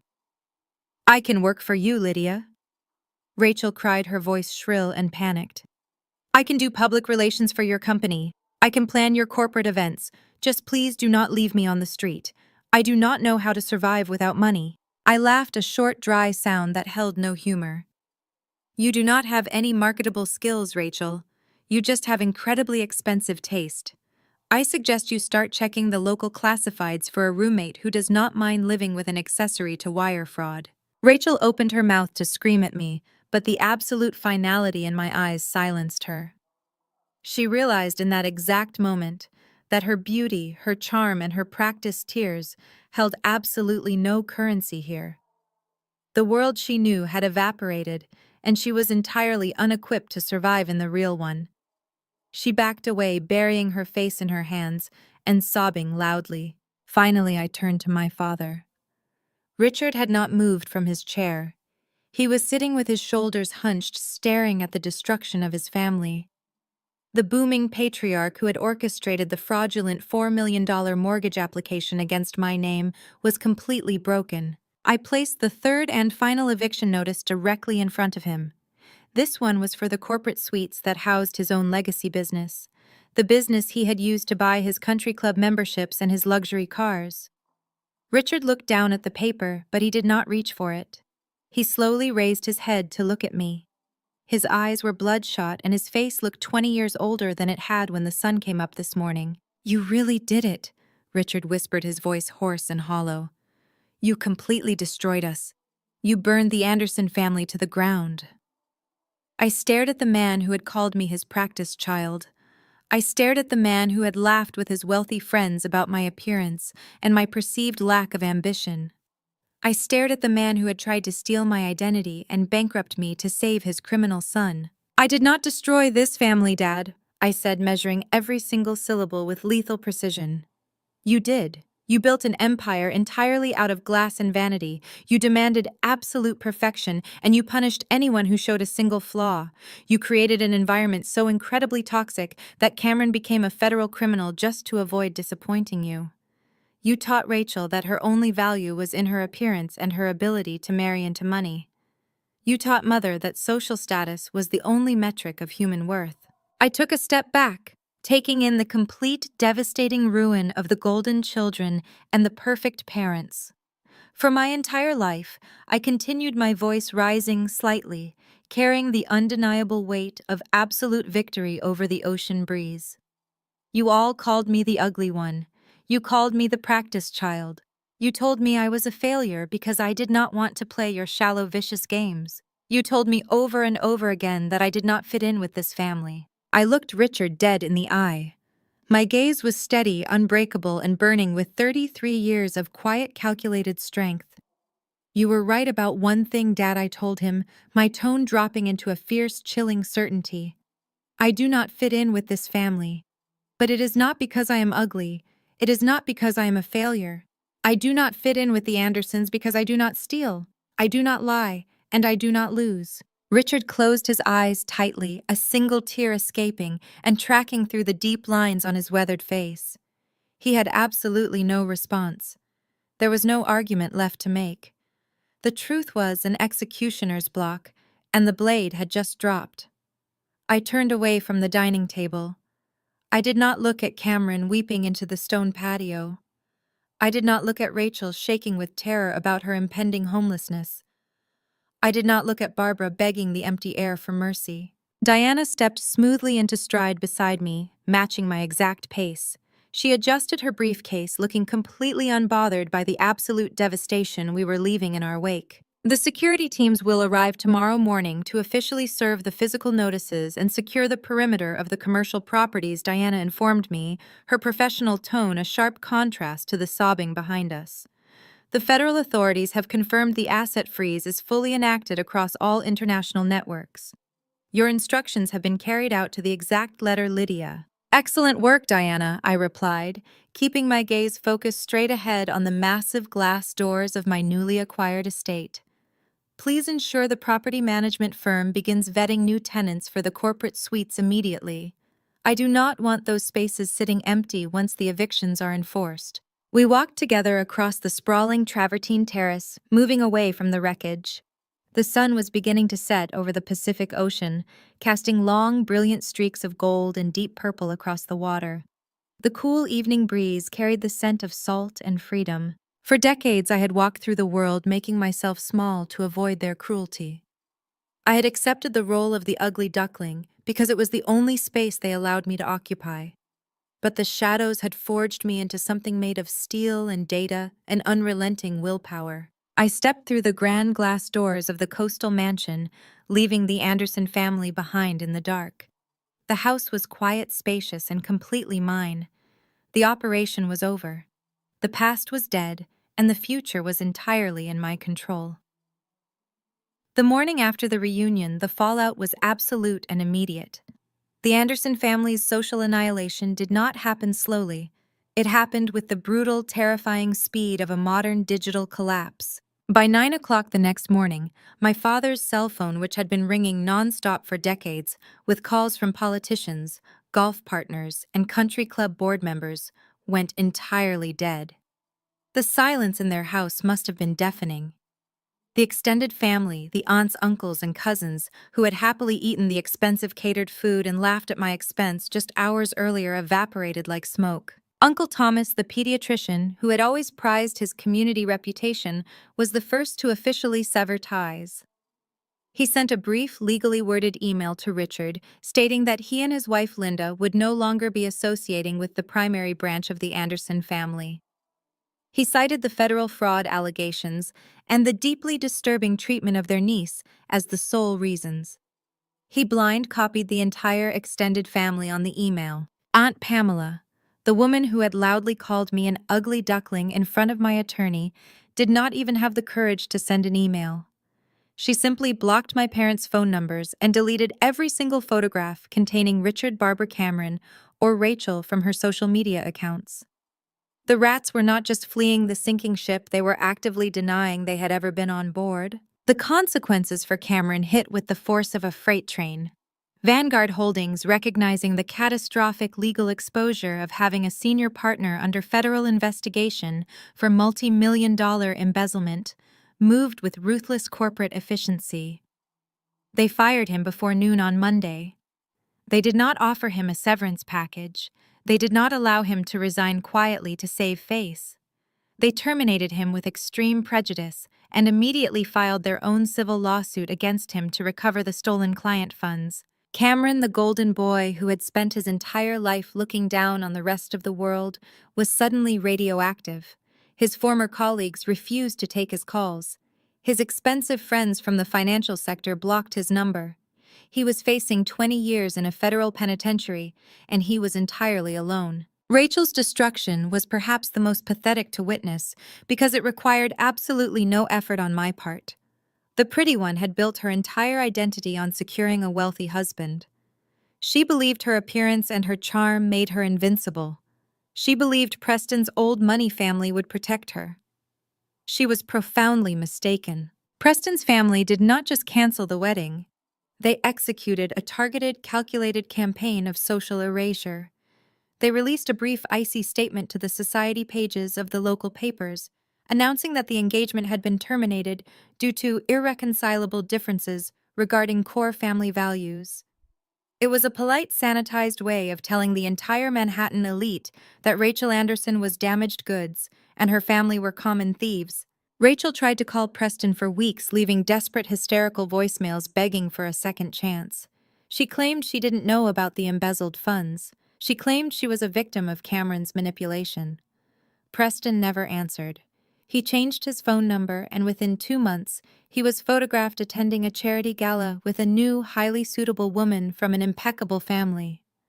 Rachel was replaced and forgotten before she even had time to pack up the designer clothes she had bought with stolen money. For my parents, Richard and Barbara, the descent into reality was agonizing. The federal asset freeze held firm. They could not access their retirement accounts. They could not tap into their investment portfolios. They were functionally bankrupt overnight. 30 days after the reunion, the eviction notices I had served them became legally enforceable. They had tried to fight it, of course. Richard had managed to find a bottom-tier defense attorney willing to work pro bono for the publicity, but the lawyer dropped the case after reviewing the ironclad documentation of their attempted mortgage fraud. They had absolutely no legal recourse. They had signed the deed transfer 5 years ago to dodge taxes, and now that clever little loophole had left them homeless. They were forced to vacate the sprawling mansion in Monterey. They had to leave behind the custom furniture, the expensive artwork, and the massive swimming pool. They were allowed to take only their personal clothing and a few small items, just as Diana had warned them. Barbara, the woman who had spent 33 years obsessing over status and appearances, was reduced to packing her designer dresses into cheap cardboard boxes. She wept continuously throughout the move, mourning the loss of her social standing more than the loss of her home. Richard, the booming patriarch who had tried to steal my identity to save his criminal son, was silent. He moved like a ghost, his broad shoulders permanently slumped. The arrogance that had fueled his entire life had been completely extinguished. They downsized to a tiny, cramped two-bedroom apartment in a rundown suburb of San Francisco. It was a neighborhood they would have actively avoided driving through just a month earlier. They had to sell Barbara's luxury SUV to a used car dealership just to afford the security deposit. Their country club memberships were permanently revoked. The board of directors cited the morals clause in their bylaws pointing to the impending federal fraud charges. Richard was escorted off the golf course by security when he tried to show up for his usual Sunday tea time. The humiliation was absolute and public. Cameron moved into the tiny apartment with them, unable to afford his own rent after his accounts were frozen.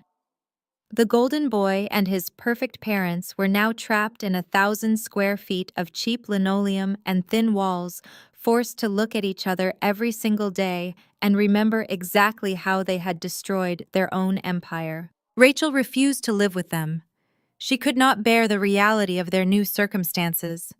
She ended up crashing on the couch of a former college roommate who took pity on her.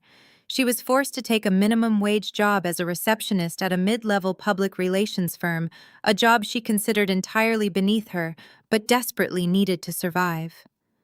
The woman who had demanded a $150,000 destination wedding was now answering phones and fetching coffee for people she would have previously ignored. The federal investigations ground on slowly but inevitably. The wheels of justice turned deliberately when dealing with multi-million-dollar wire fraud and identity theft. Cameron was formally indicted 6 months later. Richard and Barbara were named as co-conspirators in the mortgage fraud plot. They were drowning in legal fees, relying on court-appointed public defenders because their assets remained firmly locked by the federal injunction. The perfect Anderson family had been completely dismantled. They had spent my entire life building a fortress out of cruelty, vanity, and lies. They had believed their wealth and their status made them untouchable. They believed they could crush the ugly duckling without consequence. They learned the hard way that a fortress built on a rotten foundation will always collapse when the wind blows hard enough. And I had brought a hurricane. I did not gloat. I did not visit the tiny apartment to rub their faces in their failure. I did not need to. Their punishment was the life they were now forced to live, a life completely stripped of the wealth and status they valued above all else. I had simply removed the mask they presented to the world and allowed the natural consequences of their actions to consume them. I was finally free. The heavy, suffocating weight of their expectations and their constant criticism had been completely lifted from my shoulders. I no longer had to prove my worth to people who were fundamentally incapable of recognizing it. I was Lydia Anderson. I was the founder and CEO of Aegis Data Defense. I was brilliant. I was successful. And I was exactly where I belonged. 2 years later, the salty ocean breeze still carried the same crisp chill as it had on the day of that disastrous family reunion, but absolutely everything else about the Monterey coastal estate had completely transformed. The massive stone courtyard where my parents had once held court was no longer a stage for empty vanity and toxic social climbing. The grand sweeping staircase that Cameron had tried to use to intimidate me no longer led to private suites filled with hoarded wealth and stolen secrets. I had systematically gutted the entire property, stripping away the dark, heavy mahogany, the oppressive velvet drapery, and the ostentatious crystal chandeliers that my mother had prized so dearly. In their place, I installed floor-to-ceiling glass walls, sleek modern workstations, and state-of-the-art server rooms. The estate was now the official West Coast headquarters for the Aegis Data Defense Foundation. I walked slowly along the upper balcony, resting my hands on the smooth glass railing and looking down into what used to be the main formal dining hall. Today, that vast open space was filled with 70 young girls ranging from 12 to 18 years old. They were sitting at clustered high-tech desks, working collaboratively to solve complex cryptographic puzzles and writing their very first lines of advanced defense code. I had launched this nonprofit initiative exactly 1 year after the federal indictments against my father and brother were finalized. My mission was entirely clear and uncompromising. I wanted to find every single young girl who had ever been told she was too plain, too quiet, or too nerdy to matter, and I wanted to personally hand her the keys to the digital universe. I watched a group of 14-year-olds high-five each other after successfully compiling a complicated firewall program. They were brilliant, loud, and completely fearless. Nobody in this magnificent building was ever going to call them the practice child. Nobody was ever going to tell them that their only value in this world lay in securing a wealthy husband or maintaining a pristine social image.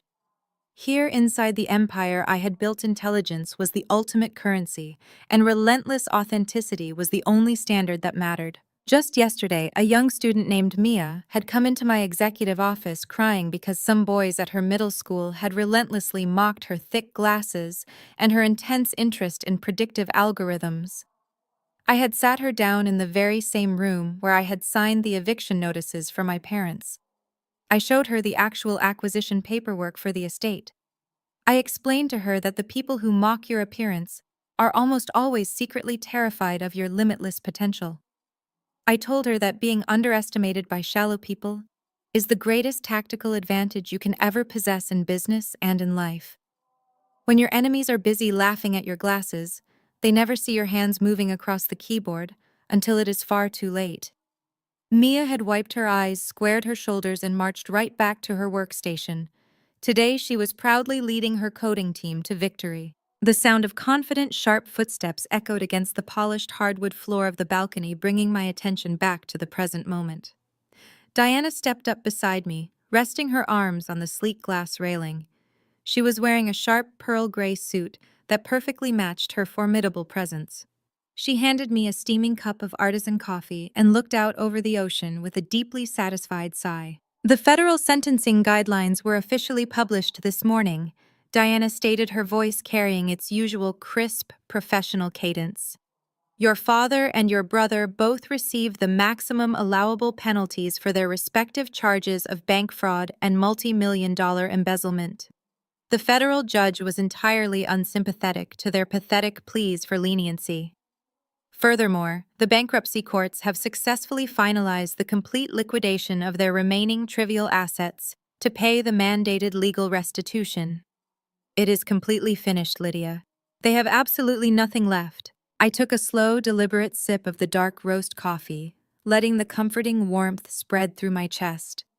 There was a time when hearing that news might have brought me a sense of vicious, vindictive joy. I might have celebrated their total destruction. But standing here now, surrounded by the incredible, vibrant empire I had built, I felt nothing but a profound, peaceful closure. The golden children and the perfect parents were a closed chapter in a book I no longer had any desire to read. Thank you, Diana, I said, turning to look at the remarkable woman who had stood shoulder to shoulder with me when the fire was burning its absolute hottest. I am thanking you not just for handling the massive legal fallout, but for believing in me when Aegis Data Defense was just a tiny, unknown startup operating out of a freezing studio apartment. Diana offered a rare, genuine smile that warmly crinkled the corners of her sharp eyes. I did not believe in you out of charity, Lydia, she replied smoothly. I believed in you because you presented me with an airtight business plan and a brilliant strategic mind. You earned every single piece of this massive success. You did the grueling hard work. I simply handled the paperwork. Diana turned to head back toward the executive suites, but paused thoughtfully, tapping her leather briefcase. Oh, and the board of directors unanimously approved your proposal to rapidly expand the scholarship program. We are officially opening the East Coast branch of the foundation next spring. The world is going to need a lot more girls exactly like you. As Diana walked away down the sunlit corridor, I felt a warm, heavy arm wrap gently around my waist. Evan stepped out onto the balcony, pulling me comfortably against his side. Evan was the lead architectural engineer who had overseen the massive structural renovation of the coastal estate. He was tall, incredibly kind, and possessed a deeply grounding energy that made me feel entirely safe. We had met during the initial chaotic planning phases of the headquarters design. Unlike the wealthy, shallow corporate men my sister Rachel had always desperately chased, Evan did not care about social climbing or country club prestige. He cared about structural integrity, honest hard work, and building beautiful things that lasted for generations. He kissed the top of my head and looked down at the sunlit courtyard where the students were taking their morning break. "You built an absolute masterpiece here," Lydia Evans said, his voice rumbling with deep, genuine pride. "Every time I look at this place, I'm completely amazed by what you envisioned and brought to life." I leaned into his warm embrace, resting my head against his strong shoulder. "You helped me build the walls, Evan," I reminded him softly. He chuckled a low, rich sound that vibrated against my side. "I just poured the concrete," he argued playfully. "You provided the indestructible foundation. You know, the lead instructor just told me that the enrollment applications for the next semester have completely tripled. You are going to need a much bigger estate very soon." I looked up into Evan's eyes. He looked down at me with absolute unfiltered adoration. He did not see the ugly duckling. He did not see the awkward, unloved practice child. He saw a titan of industry. He saw a woman who had taken the absolute worst cruelties the world had to offer and forged them into an unbreakable shield. Evan valued my brilliant analytical mind above everything else. When we sat together in the quiet evenings, we did not gossip about high society scandals or worry about superficial appearances. We talked about data architecture, sustainable building materials, and our shared ambitious vision for the future. He loved my mind, and in doing so, he had taught me to finally love my own reflection in the mirror. I turned my gaze back out toward the vast expanse of the Pacific Ocean. The water was a brilliant deep sapphire stretching endlessly toward the bright horizon. The heavy waves crashed against the rugged stone cliffs below, sending massive plumes of white sea spray into the crisp morning air.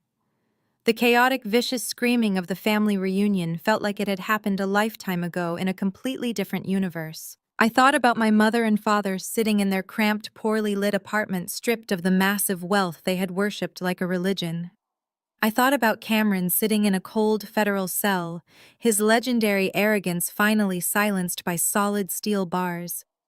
I thought about Rachel, fetching coffee and answering phones for junior executives she used to actively look down on. They had spent my entire childhood telling me I was the ugly one. They had tried desperately to convince me that I was a permanent stain on their perfect, immaculate canvas. But I had finally realized that true ugliness has absolutely nothing to do with the designer clothes you wear or the shape of your face. True ugliness is stealing millions from your own trusting clients.